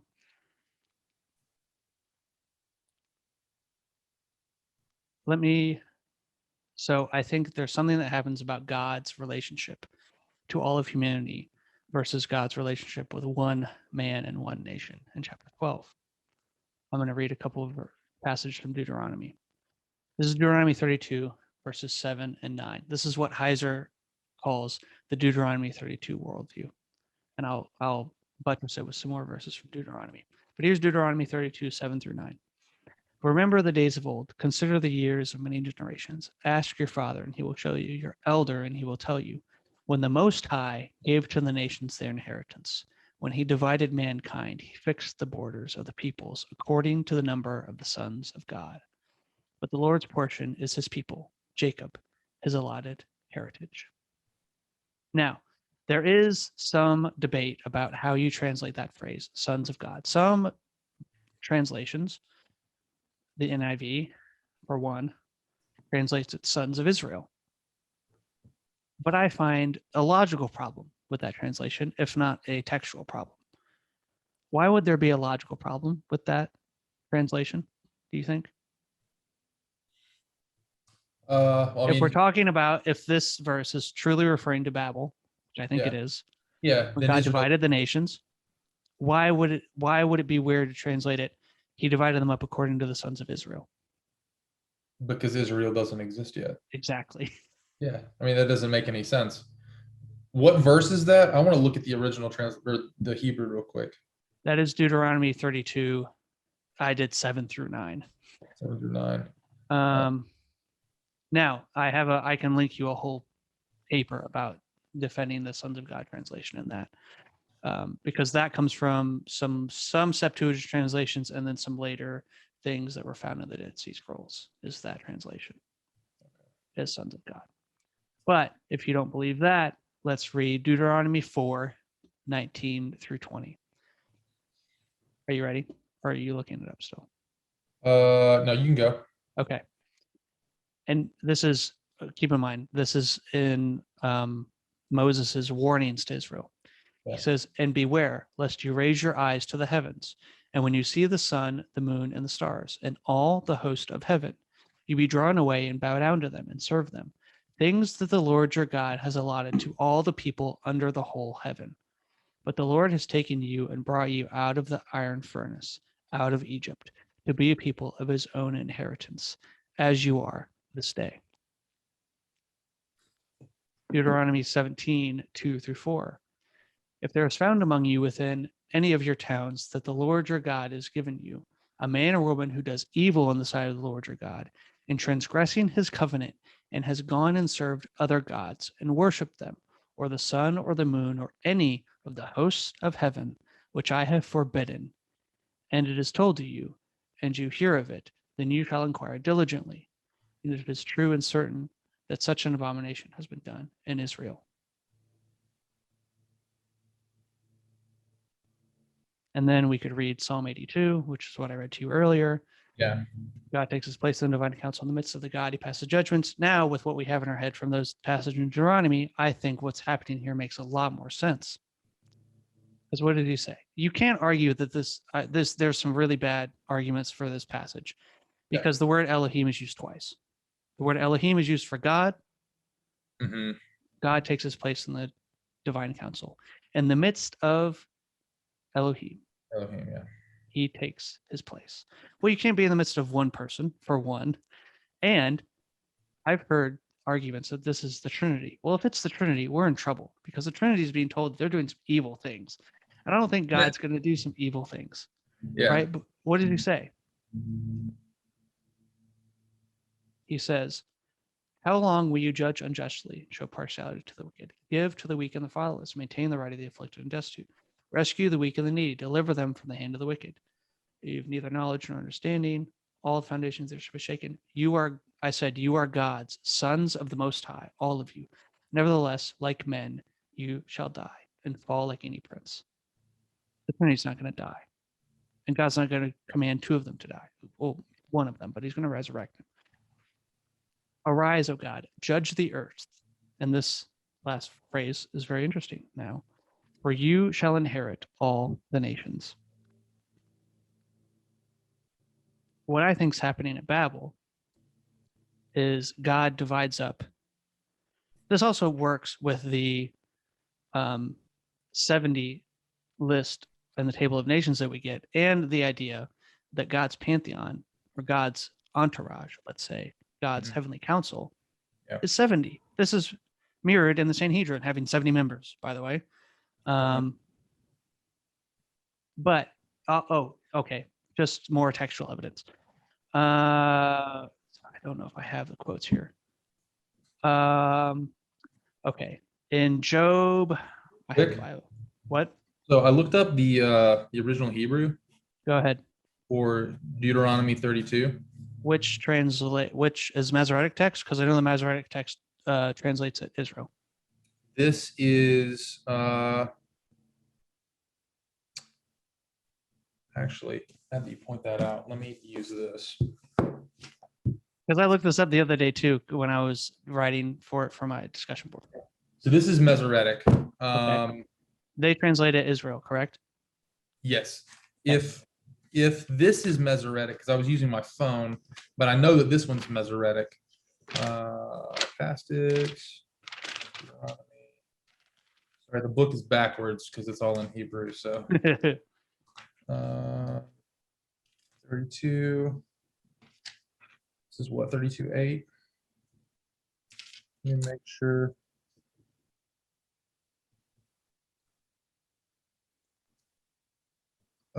Yeah, it's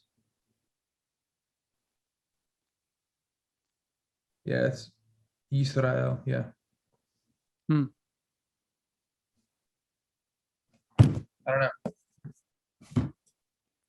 You also get that because there are 7 in Genesis. At the end, it says Jacob comes with his 70 sons. So you could textually make that argument. Yeah. I don't think it works with the rest of Deuteronomy, though. Yeah. From what I've read to you. And Okay, so here we go. And I can send you a paper that argues for the sons of God translation if you want to read it. Yeah, be interested. Okay, so this is in Job 1. You'll be familiar with this. I'm just doing this to lay some groundwork, then I'm going to read Job 38. This is Job 1, verse 6. We're all familiar with this passage, but no one talks about it. Now there was a day when the sons of God came to present themselves before the Lord, and Satan also came along with them, or the Satan, which I prefer. The Lord said to the Satan, from where you become, and we know going to and fro, and then he makes a bet with God. I bet Job will curse you. All right. But we have a heavenly council meeting going on when the Satan arrives. Job 38, verse 4. Where is Job's or God's rebuttal to Job? Where were you when I laid the foundations of the earth? Tell me if you have understanding. Who determines its measurements? Surely you know. Or who stretched the line upon it? On what were its bases sunk? Or who laid its cornerstone? When the morning stars sang together and all the sons of God shouted for joy. Yeah. So apparently they were also there when creation happened. Yeah. But I think the language about them is very interesting. They're always considered sons of God or God's heavenly host. Yeah. So I would posit they are his creation. Yeah. Which makes it different than what the word escapes me now. The polytheistic structure you were talking about earlier. Henotheism. Henotheism. Yeah, it does make it different. Well, kind of different, because henotheists could also that doesn't necessarily, as long as they're considered divine, and you single one of them out, you could still worship it singularly while believing in the existence of others. So, for instance, you could be a henotheist Greek or a henotheist Egyptian. So like we were talking about earlier, right? The Egyptian creation narratives most of the time have the Egyptian god creating the other gods through spit, or other means. Yeah. And so you could still be a henotheist by focusing on one of those lesser, I mean, you could call them lesser gods, even though they didn't rank them. Just because the one god created the others didn't mean that there was a rank order of authority. Now, that could differentiate this belief system from what you described, right? Because there's obviously a superiority in God versus the divine council. There's a reason he's called the Most High. Yeah. So there's a bit of wiggle room there, but yes, it definitely seems to reflect a more complex system. What's super interesting is that this bothers a lot of people, I think, when you bring this up. Let me, before you get into that, which this might lead into it.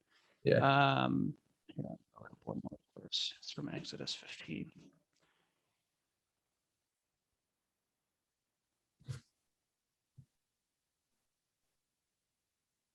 Third.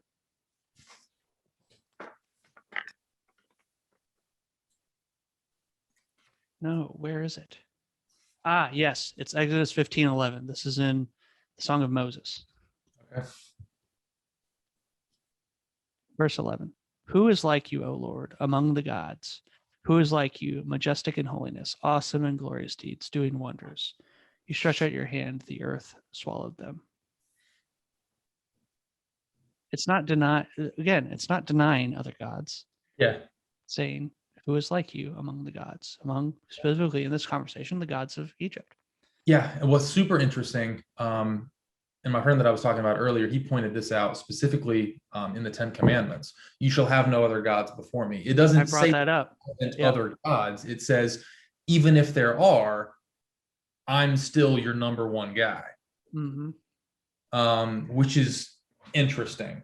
And so you bring that up to people and they kind of freak out a little bit. I mean, I'm a pretty strict monotheist in the Trinitarian sense, but it doesn't as though the people writing this thousands of years ago necessarily held that to be a core tenet You know what I mean? No. And so we talked about Trinity in my last week of, or in the, I should say, in last week's session in my systematic theology class. Yeah.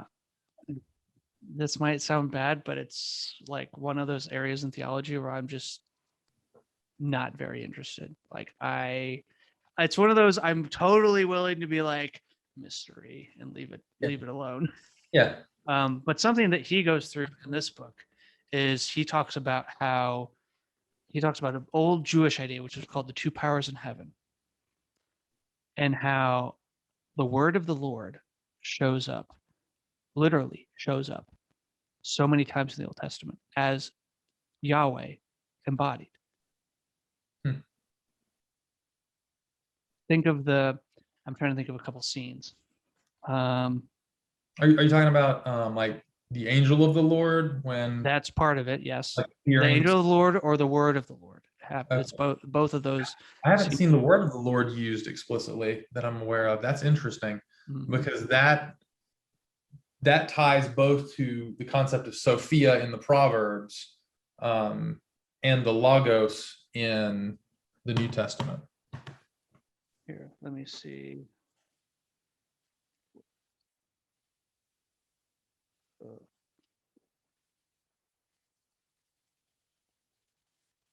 I'm not. No.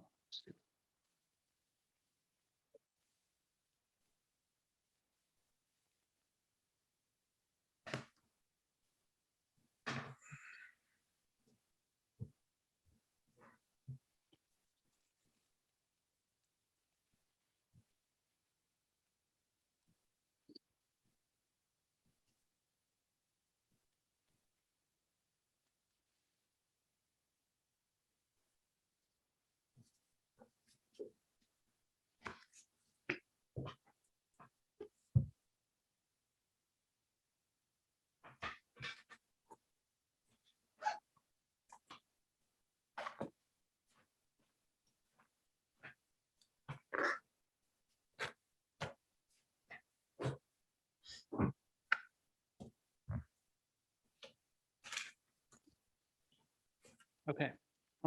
But to finish, we can go on about that in a minute.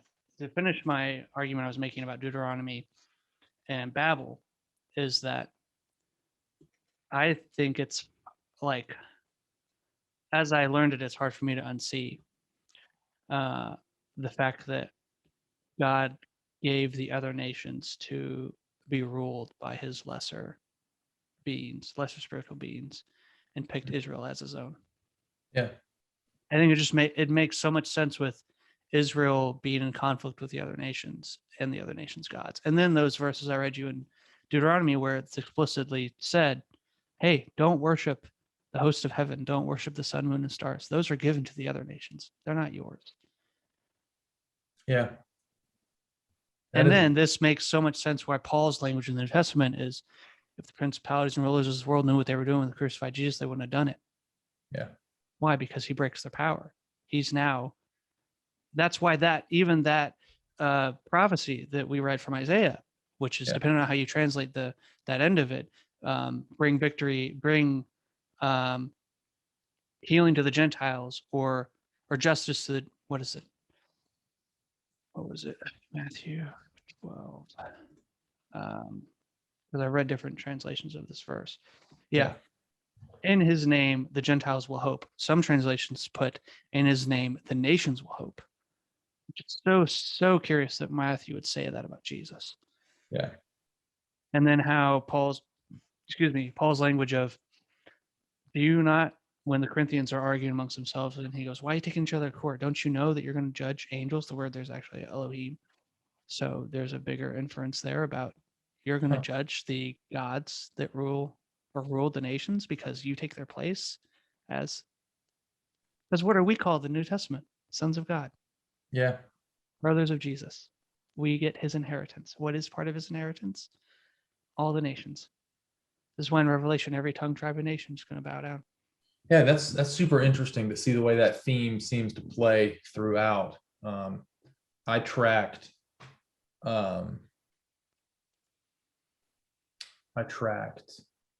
similar type of thread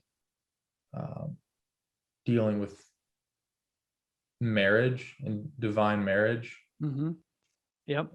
I mean, that's definitely happening at Sinai. So yeah. Well, I may have to send you some or have a conversation with you about this at another time because it's a long one. Okay. But the divine marriage. Divine marriage, yeah. Okay. We can make an episode out of that. Yeah, I'm hoping to actually make this my dissertation. Okay. We'll see how that goes, but yeah, it's I think another one of those themes that runs all the way through. So it's interesting to see this thread run all the way through as well. That's new and unexpected. I'm gonna have to do some thinking about that. Yeah, dude. I think you could handle it. Obviously, you're a very smart guy, but appreciate that. Just read this book. Look up his lectures. Those are all cool. If you want holistic Genesis to Revelation, some of this stuff, just read the book. It's not, the language isn't hard. There's a bunch of footnotes. So if you're ever like, where did you get that idea? Yeah. You can see where he got it. He's not making anything up. I appreciate that. So one of my biggest issues, I say issues. Oh, sorry. Before you say that, he does have a smaller version of the book that I've also read called Supernatural. No footnotes or anything, just a distillation of this book. Gotcha. It took me a week to read this. Gotcha. So if you want a flyby of his stuff, you can buy this one. But I always recommend this one. I got this book from my uncle, who's not a theologian, but we were talking about certain stuff, and that's cool. I was like, all right, I need you to read this book because it'll help. Yeah. No, that's super interesting. I'll have to see if I can check that out. I've got a bunch of other books on my list right now. But maybe I can throw it in the You should just skip it to the front, bro, because it's so hard. Like, you already are on the way on some of these ideas, so it was easier to explain them to you. Yeah. What I find so hard with just your average churchgoer and talking about some of this stuff is like how I've begun to describe it now is he's putting stuff in boxes that we don't have. So you have to build the box for somebody and then put the information. Yeah. Well, and that's one of the reasons why I'm concerned about this BEMA group that I'm starting up is I'm hoping it's going to help build those boxes, but I don't know if they're going to be willing to even build them. You know what I mean? So we'll see how it goes. But yeah, one of the things you're talking about, him having a bunch of citations and stuff in there that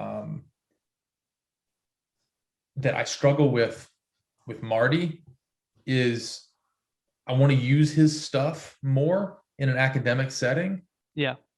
But I can't because it's really difficult to source and cite where he's getting his material.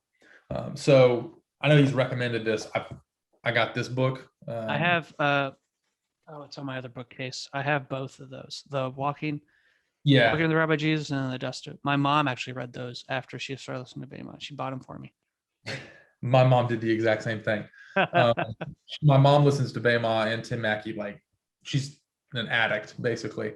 And so she bought both of them, and I was just home a couple weeks ago and I saw them and I was like, oh, these are so cool. I've been wanting to buy them. And I actually asked, I was like, can you get me these as a birthday present? She was like, well, just take mine because I'm not going to read them again. I was like, all right. That's what I just told you about the Lamech and Jesus's Remez of that phrase comes from one of those books. My mom read it to me. Really? Mm-hmm. That's cool. Yeah. I'm the biggest theological leech you might ever meet. Like, none of the ideas I'm giving you are mine. Yeah. I've just stolen them from the best people. So I won't say none of the ideas are mine, but a lot of them aren't. And I mean, I think that's how it should be, right? We should all be in conversation, getting ideas and developing them together. I think too often we create silos, but yeah, this book I think has really helped me. You know, it has citations in it, and so I can at least start to form a formal like a formal argument based on some of the stuff that he talks about, just using this, which I like. Yeah.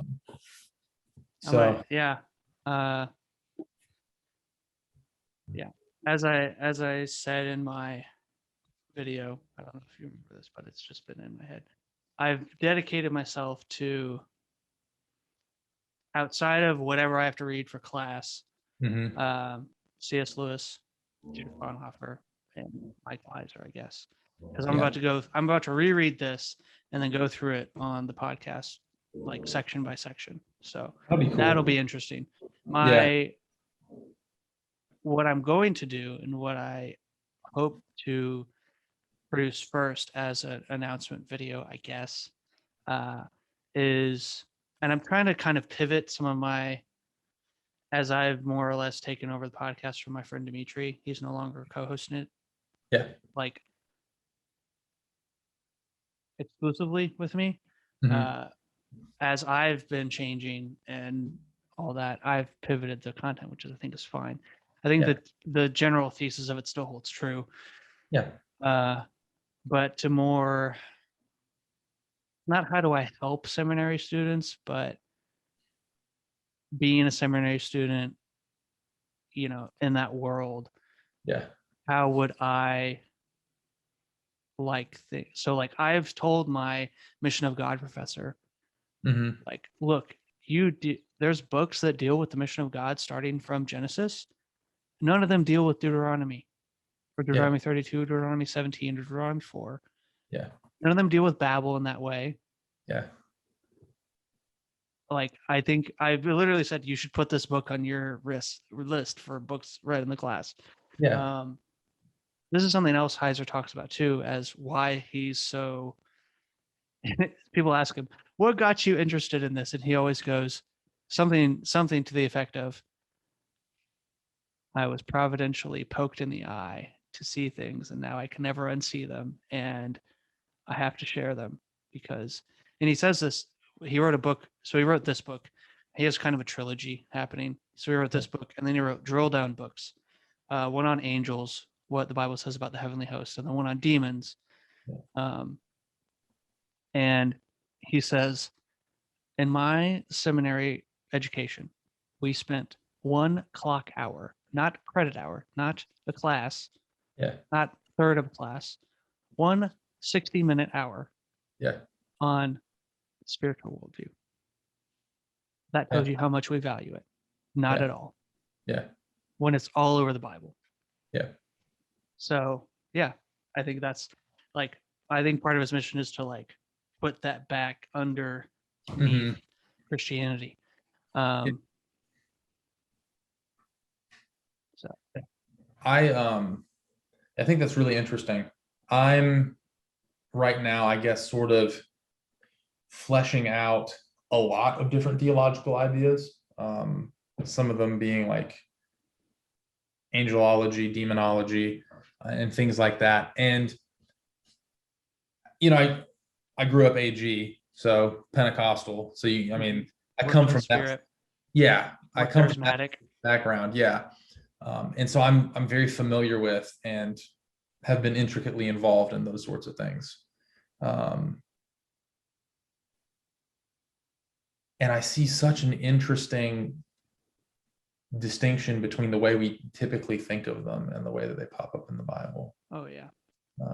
So I don't know. It's what you just said about your buddy's comment about the 10 Commandments. I've made that comment to people trying to introduce them to the idea of maybe God isn't God in the world of the Bible, right? Yeah. And then I get answers like, well, they thought they were gods. And I'm like, that's not a very good answer. Yeah. Because God seems to think they're gods enough to put them first in his commandments. Yeah. Yeah. Well, I don't believe that they exist, but there was a significant portion of people who did and who wrote these texts as if they were a possibility. You know what I mean? Yeah. And so, and God treated their reality, like their perception of reality, seriously. You know what I mean? Yeah. And, when I say I don't believe they exist,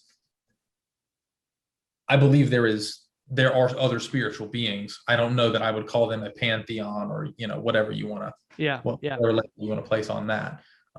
That's the other thing that Heiser says a lot is we're selectively supernatural, right? We believe in the virgin birth. We believe in the incarnation. We believe in the Trinity, which is like, I don't know. Yeah. And yet when someone brings up, hey, maybe like God has an entourage and he does certain things with them. 1 Kings 22, by the way, we won't read it here, but it's a great example of God using his heavenly counsel to get tasks on earth done. That's the scene where the spirit comes before God and he says, I think they're going to war with Abimelech. I don't think that's the right name. Yeah. And he says, I will be a lying spirit in the mouth of his prophets. Oh, yeah. That's a heavenly host. That's one of God's spirits. So with you're talking about why can't I think of this guy's name right now? Heiser? No, the prophet in the story. I don't know. Anyway, that guy. I told my wife about that story, and she was like, "The Bible says what?" And when I read the story for the first time, I was like, "The Bible says what?" It's just one of those things that we never talk about in the church. That is actually Micaiah ben Imlah. Yeah. Micaiah ben Imlah. He, like a lying spirit in the mouth of the prophets. And so some prophecies are true and some are false. How do you know which one's which? And this makes the language of testing the spirits all the more interesting. Yeah, and it gets so complicated. I was actually going to bring up, I can't remember where it is in Kings, but there's a place in Kings where an enemy nation sacrifices to its God, and the sacrifice works. Yeah. Before a battle, they do a sacrifice in order to win the battle, and they win. And it's presented as though that God acted on behalf of that nation against Adonai. Like, so what? Again, I would consider myself a Trinitarian monotheist, but I do think there are other spiritual things at play as well. So yeah, I don't know. It's a very interesting concept. Okay. Is there anything else on that realm that you want to discuss? Because I need to get off here in a little bit. Yeah. I'll run over my time. It doesn't matter. Anyway, what I had planned after this isn't super time sensitive. Gotcha. Here's something I want to end on 2 questions. Okay. One of them being, and if we can keep this to maybe a 15-minute discussion, I'm going to get your thoughts, respond, and then we can move on. Yeah. You said that what I said in my video about being in seminary really resonated with you. Yeah. Have you? Okay, answer yes or no to this. Are you familiar with Gary Vee? No. Okay.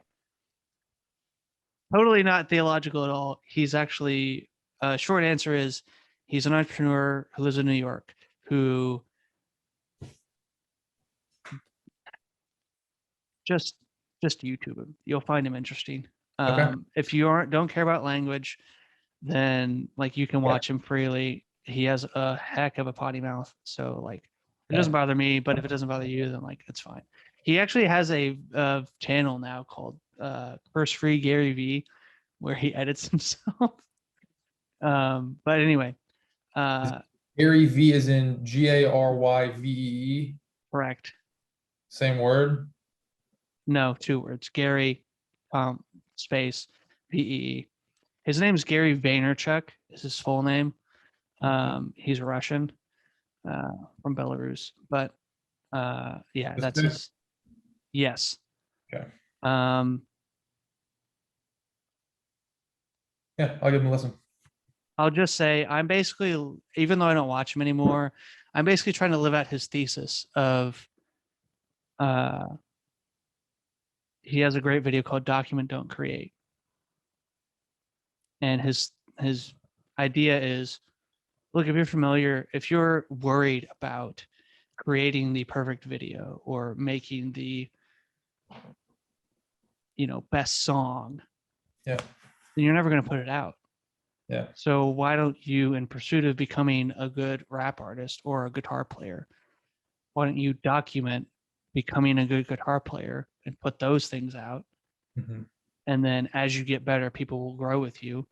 Or if you want to be a great, college basketball player, why don't you document you getting up at 5:30 and shooting in the gym, and you going to practice and talking to your teammates or running drills or whatever, and put that out rather than, I don't know, hoping one day you'll get a sneaker deal.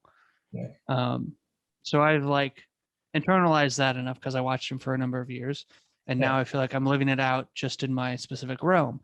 I'm documenting my theological shifts, more or less, for the internet. I'm documenting my reconstruction, basically. So that all is to say, that's how it is for me. Now, what I see in things like the Bible Project, in things like Michael Heiser's podcast, The Naked Bible, which, by the way, every episode is basically a research paper. So if you want high scholar podcast, you can listen to that. Tim Mackey's on the same level, but they're more conversational, which I like that style for their podcast. Heiser is just kind of you can tell he has notes, but he's basically going through his thing about whatever subject. NT Wright starting his own online school stuff with his content. The Bible Project again started Classroom, free online seminary level courses. Where? Called Classroom. That's a link on the Bible Project website. Okay. Yeah. Oh, that's right. So as I've been looking, and I think that my revelation came, and I shared this in the video, I'll share it again. I was watching Paul Vanderklay, which, if you're interested in Jordan Peterson and Christian interpretations of some of his stuff, Paul Vanderklay's your guy. That's what got me interested. But he's a pastor from California, puts out videos every day, every other day, just commenting on stuff within Christianity, stuff within Jordan Peterson's world, stuff within, he did recently, a few weeks ago, this isn't really recent, responded to a conversation between, what's his name? The conservative dude from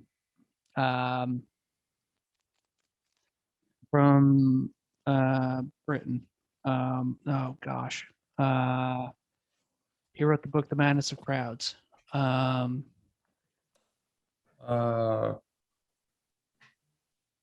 not sure. Jordan had him on a few months ago. Douglas Murray. He reacted to the Unbelievable podcast that was done as a conversation between NT Wright and Douglas Murray, because they wrote and responded to each other recently. Gotcha. Anyway, just stuff like that, which he's reacting to and making videos about, 3-hour videos, by the way. Has 20,000 subscribers and is just doing his thing. Mm-hmm. And I remember I was sitting there eating breakfast one day, having been thinking about how do I bridge the gap between the churchgoer and the scholarly world, or the even just the thoughtful Christian world, not even just scholarly world, right? I think Marty shows that very well as another example. But I'm sitting there watching a Paul Vanderklay video about, I don't know what, eating breakfast, and it just hits me okay, so this pastor from California who makes videos in his office has 20,000 subscribers. Because people are curious. Mm-hmm. Your average churchgoer wants to hear him talk about whatever. And not simple stuff either. He's doing 2-hour commentaries on a conversation between Jordan and John Piaget. That's not an easy conversation to follow. No, it's not. And I was just okay, so it's already happening. I don't have to wait to get my master's degree or start working on, my dissertation to teach at some school to do this, or to start a Bible study or a Bible, Sunday school club or whatever at some church. Yeah. That's not where people's attention is anyway. It's on the internet. Yeah. So why don't I double down on it and document my process of becoming a seminary student and, doing more what you could call highbrow theology on my podcast, because that's who I am. So that's fine. So I don't know. That was my revelation of here's what's happening. I don't have to wait. Yeah. And this is where people's attention is anyway. So I'm stupid. I am literally stupid if I don't realize that and do something because of it. Yeah. So do you see something similar about the internet being that's essentially what I see, is the internet being what's bridging the gap. Yes. Between scholarly world and your average Christian. Because my mom, who's 61 almost, is in the kitchen listening to Tim Mackey lectures about the creation of the Bible. Yeah. And buys books because of what Marty says on the BEMA podcast. And it's so crazy because my mother has an associate's degree. That's her highest level of education. Yeah. And she's flying through all of these materials. I mean, she gave me this and several others, some David Foreman stuff. Beast that Crouches at the Door, dude. If you want a pure narrative literary look at Genesis, very interesting. Yeah, that sounds really good. But yeah, so I totally get what you're saying. And like I said, I was listening to that while I was at work. I was actually sweeping, and I almost dropped my broom at one point when you said the internet is, because I've been thinking the exact same thing, which is why I was I need to get connected with this guy, because you and I want to do basically the exact same thing. And so I don't know, it's not a coincidence, I don't think. And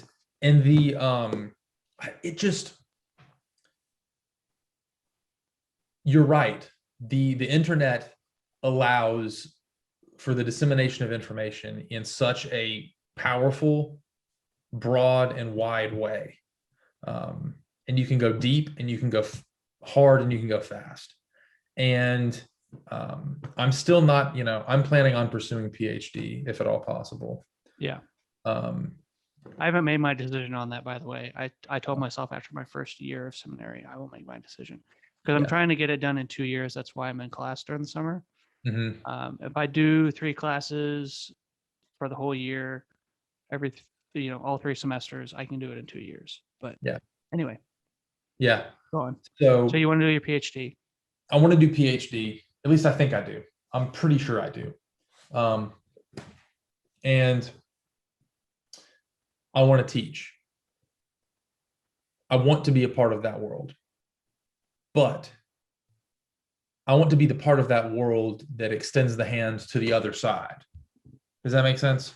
Yeah. Because I'm the country boy who grew up in central Alabama and in a Pentecostal church out in the sticks somewhere. And so I 100% understand that perspective because I grew up in it and I lived it. And so not that this makes me the perfect person to do that or whatever, but I've been on both sides of that perspective. And so I would like to do something with that experience that's meaningful and impactful. And so, I totally believe that the internet is the place to do it.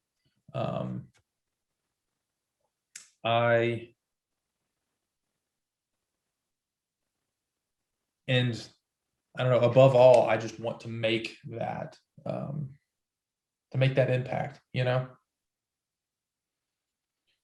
Because, I totally agree. Yeah, like you're saying, it's already happening. How can we continue to make it happen and let it happen in a good and constructive way, I think is the question. Yeah, and so part of my, like, why my tagline has become, dedicated to those deconstructing and reconstructing their faith. And I have older friends who are like, deconstruction is has Marxist roots. And I'm like, yeah, I don't love that, but like, give me a better word. Right. Well, like, it's not to say that it's not true. And here's the other thing. I had a little conversation with a buddy of mine, the guy who actually introduced me to Heiser, about this a little bit. And I said, look, part of what I'm doing and using that language is I'm Trojan horsing what I'm trying to do in those kind of spaces. Yeah. The like, I am probably the opposite of a Marxist, but there are terms and ways of thinking about things within that framework that are useful sometimes. Yeah. And I think to totally throw it out as nothing, at the very least, you understand the perspective more. Yeah. And so I don't like outright rejecting thought. No, I think there's postmodern things that are very helpful. Yeah. I just think taking to the extreme of a non-canonical interpretation, or the fact that you then can't know truth is asinine. Yeah. Well, my fellow intern friend, he and I yesterday, we were having that philosophical conversation. I was asking him about, where can I go to, explore more philosophy and stuff. And he was talking about, I said, I'm not a relativist at all. And he said, yes, anyone who is a absolute relativist doesn't know what they're talking about. Because relativism, you can't prove or disprove anything with relativism. And so I don't know, it's any extreme, I think, is incredibly unhealthy, but that's another conversation for another time too. I've got a whole spiel about that. You listened to, well, I don't know which episode it was, where I talked about Rule 9. Listening to someone as if they know something you don't. Yeah. That was great. You were talking about Jordan Peterson, and I was like, yes. Speaking of philosophy, this is a book both my friends who are way more philosophically inclined than me have recommended. One of my friends actually just finished reading through it. It's called The Story of Philosophy by Will Durant. Okay. It just goes through, starting with Aristotle, through who's the last one he talks about? People I don't even recognize.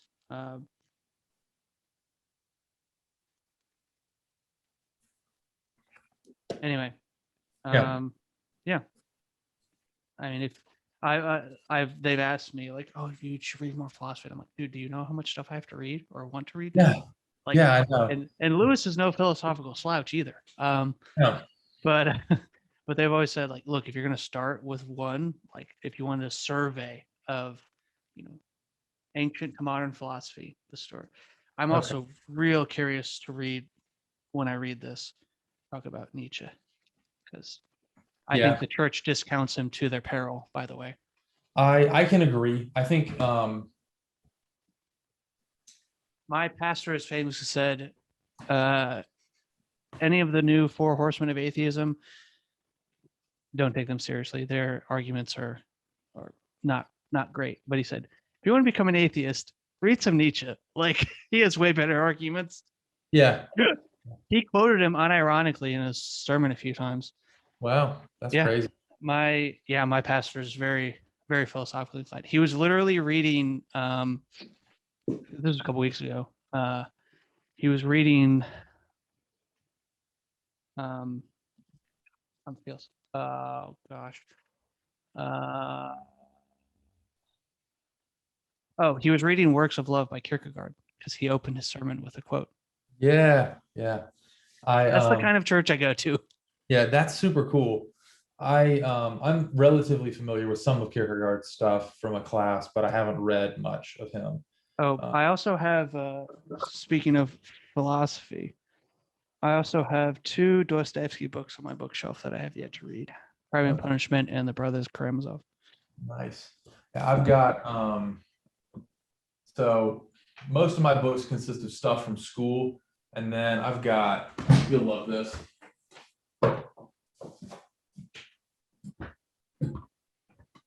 Oh, how many does it have in there? 8 or 7? Let me see. 1, 2, 3, I have 4, it's in the other room, but I have the version that has 7. I've got 8. This is Mere Christianity, Screwtape Letters, Miracles, Great Divorce, Problem of Pain, Grief Observed, Abolition of Man, and the Four Loves. Yeah, the one that I don't have doesn't have the 4 loves, which is also probably maybe besides the Great Divorce, my favorite Lewis book. I wouldn't argue it's his best, but I would say it's probably my favorite. Just the way that Lewis understood how to make arguments in our modern world is so good. We can all learn from. Yeah, no, we're actually discussing Problem of Pain in my small group tonight. Really? That's awesome. Yeah. So I haven't read everything in here because I got this when I was an undergrad and then read through most of them, and then stuff happened and I had no time. But Mere Christianity, I think, is just a foundational book. Oh, yeah. So foundational. Screwtape Letters will twist your mind around into a pretzel. A Grief Observed, go ahead. Yeah. A Grief Observed just makes you want to cry. No one ever told me that grief felt so much like fear. I love that opening line. I remember because I was going through somewhat of a grieving process, not for like death or anything like that, but just for some things that were going on in my life. And I remember reading it thinking, Lewis feels more intense, like his words are more intense than what I'm feeling, but I know exactly what he means. And then the Four Loves. I haven't read Miracles. I haven't read all of Miracles. I haven't read The Great Divorce, The Problem of Pain, or The Abolition of Man. I've read part of The Abolition of Man. And then The Weight of Glory, I've got it in a separate. Yeah, I have that one too. Anthology. That one was amazing. I loved that. Absolutely. This will be my last comment on this section. One of the ways, so I've thought about how do I help people break their boxes of enlightenment and non-spirituality to introduce them to people like Heiser. Yeah. And something I thought of recently when I was talking to Alex is I said, I might recommend Screwtape Letters because what he does is he makes the spiritual, whatever's happening there, so intertwined with the physical, that they're hard to distinguish. I think rightfully so, and deny. In a Pauline kind of way, they're not distinguishable in Screwtape. And I think I think you're right. He perfectly encapsulates that because we have this weird dualistic way of thinking, in modernity that the biblical authors really didn't have. So, I agree. Here's how I like to end this with people who are in. I had a conversation with another friend of mine, Cody, that I didn't get it. I wish I would have. Maybe next time I talk to him, I'll record it. I didn't record it, but we got on Zoom for a while. Yeah. I like to end with this. When I talk. You broke up a second. Could you go back? Yeah. Sometimes my connector here is kind of sensitive, so like if I hit the mic, it cuts off. But no, the way I like to end it is, we've talked about some of them already, although I don't think they're as dangerous as people think they are. But what's a theological or Christian view, and we can cut this out if you want, that you are wrestling with or hold that you find dangerous, might not be the right word, but different? I'll tell you mine. Okay, go for it. You want me to go first, or are you ready? You can go first. Okay. That's what I think. Mine would be, and I'm becoming more and more convinced of this, is I am not sure I'll put it this way. I'm not wholly convinced that it is faith alone.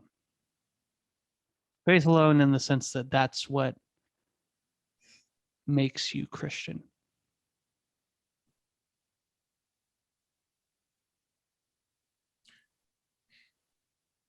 I think there is a insistence, especially in the New Testament, if you're willing to look for it, that there's a certain level of embodiment with faith that happens.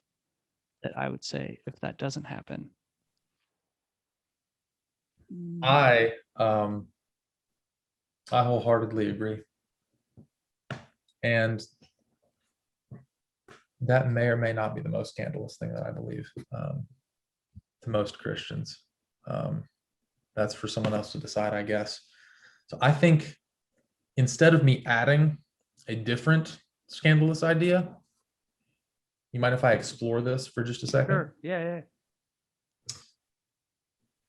When asked what the most important commandment is, Jesus responds, and I'm sure you're aware the rabbinic conversation that's taking place when that question is posed. It's not a challenge. It is, but it isn't. It's not a challenge adversarially necessarily. It's a test of his yoke would be the term that they use.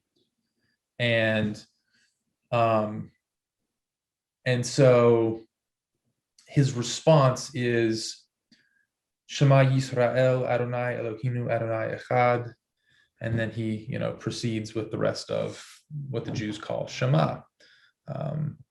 We Christians, we say, he says love God and love people, is how we sum that up. But one thing that I think we don't do a good job of realizing is the format and the formularity of and the significance of his statement there. So Shema being his first response is important because we say, so Shema is here. Hear, listen, obey, something like that. But what's interesting is, it means all three of those things: hear, listen, and obey. So obey has a connotation, like you were saying, of action that hear and listen don't in English. But in Hebrew, it's all three. To hear is to do something. And that's, she talks about it in this book. To hear is to respond. So when Israelites pray, God, hear me, or God has heard me, they are accounting to God an action or begging for God to act, not just let the sound waves hit his ear, right? There's an action that's implied within that. So when we say, we are to love God and we are to love people, right? We always say those things together, but they're actually two separate things. And the way rabbinic yoke would work in the first century, are you familiar with Hillel and Shammai, those two Jewish schools? A little bit. When I know of them, I know from Marty. So yeah. I have a little bit more familiarity than that, but not much. So you've got and comments by Rob Bell. Yeah. Okay. So you've got the Hillel school and the Shammai school, and they disagree on a lot. And but most schools of Judaism flow from those two, and they would rank order the laws, right? So you can't follow all of Torah at the same time. Easy example: don't work on the Sabbath and protect life, right? If your goat falls into a pit on the Sabbath, do you get the goat out, or do you not get the goat out to protect Sabbath? And that was actually a common question that was flowing around in that time. And I can't remember which one is which. I believe Shammai said, protect the Sabbath, and Hillel says, protect life. And so the way the yoke works, they would say, well, the most important law is to love God, right? So Shema Yisrael Adonai Eloheinu Adonai Echad, all of that.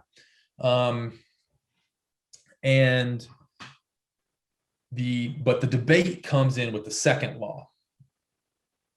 So the second law is love neighbor, right? So in Jesus ranking, now Shammai, I believe it was Shammai, said it was Sabbath law. Mm-hmm. Hillel says it's the love of neighbor, which comes from Leviticus 19, I believe. And so Jesus actually isn't saying anything new with this in this debate. He's picking a side, which, you'd say that in a lot of Christians. I mean, that right there is kind of scandalous, right? We think of Jesus as this revolutionary figure when he's actually partaking in a conversation that had already been ongoing. And doesn't say anything new. Yeah. He just says, no, he has it right, which is interesting because when he talks to the lawyer, right,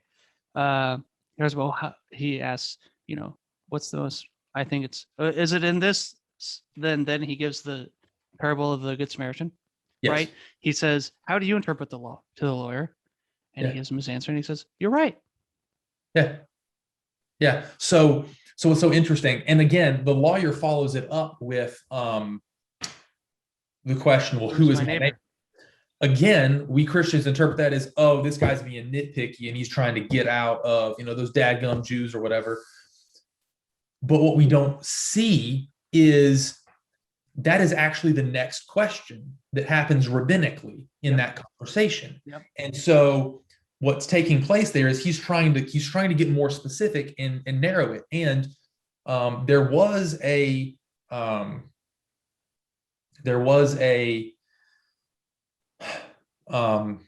school of thought, and I can't remember who this originates with, that was very limited in the scope of who the neighbor is there.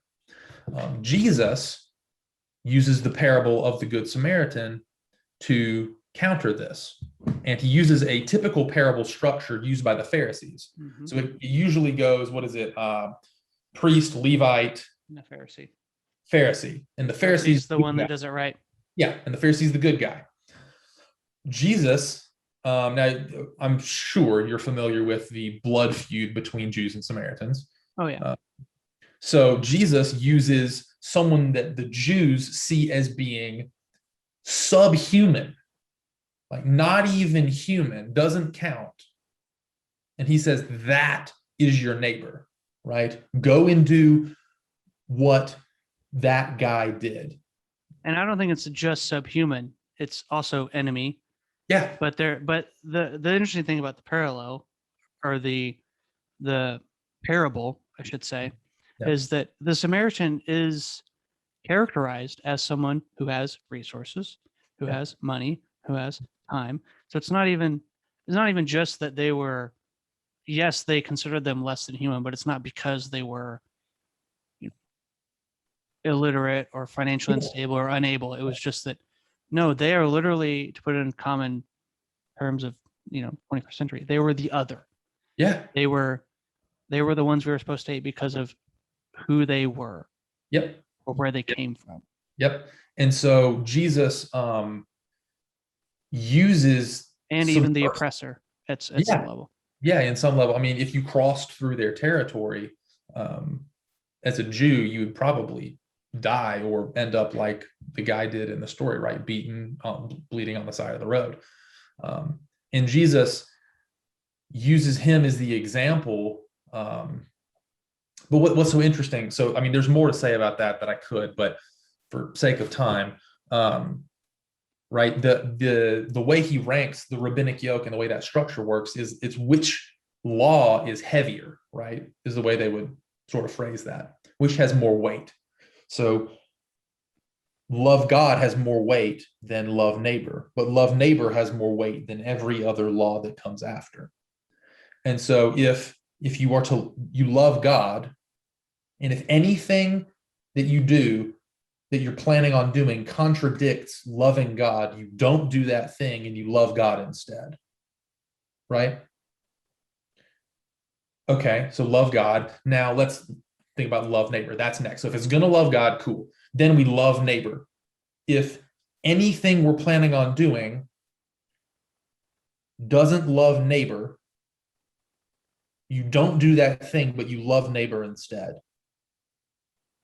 But if loving neighbor doesn't allow you to love God, you stop loving God, or you stop loving neighbor and you love God instead. Now, what's interesting about that, right, is that biblically in the Old Testament, the idea of God and humanity is intertwined in a way that we don't typically pick up. And Tim Mackey talks about this in, I believe it's his sermon series, American Idols, his one on image. So the Hebrew word for image, I can't remember it off the top of my head right now, is, the same as idol, right? Image, idol, it's all because creation is a temple. Yeah.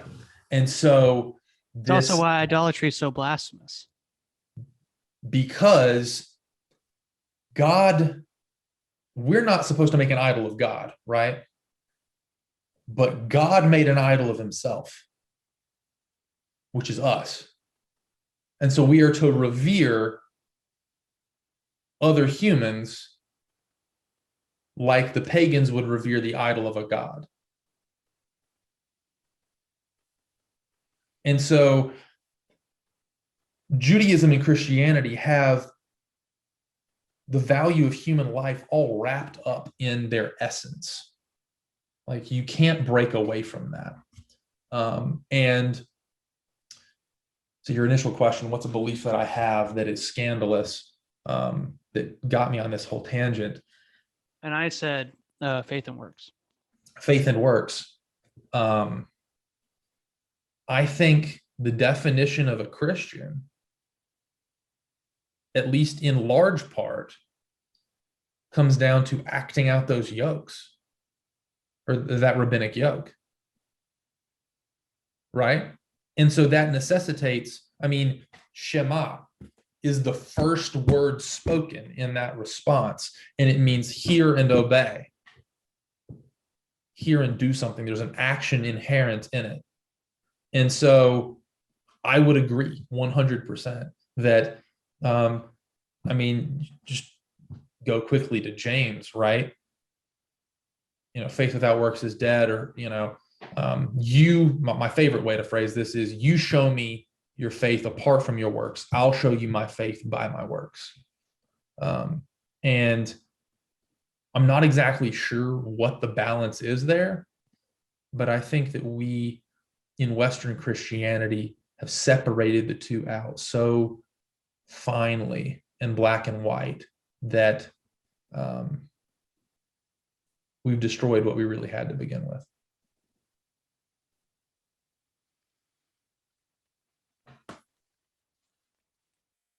So I agree. That's a scandalous view, or backing up your scandalous view, maybe I should say. Yeah. And I guess I would define it more by saying not salvation by works.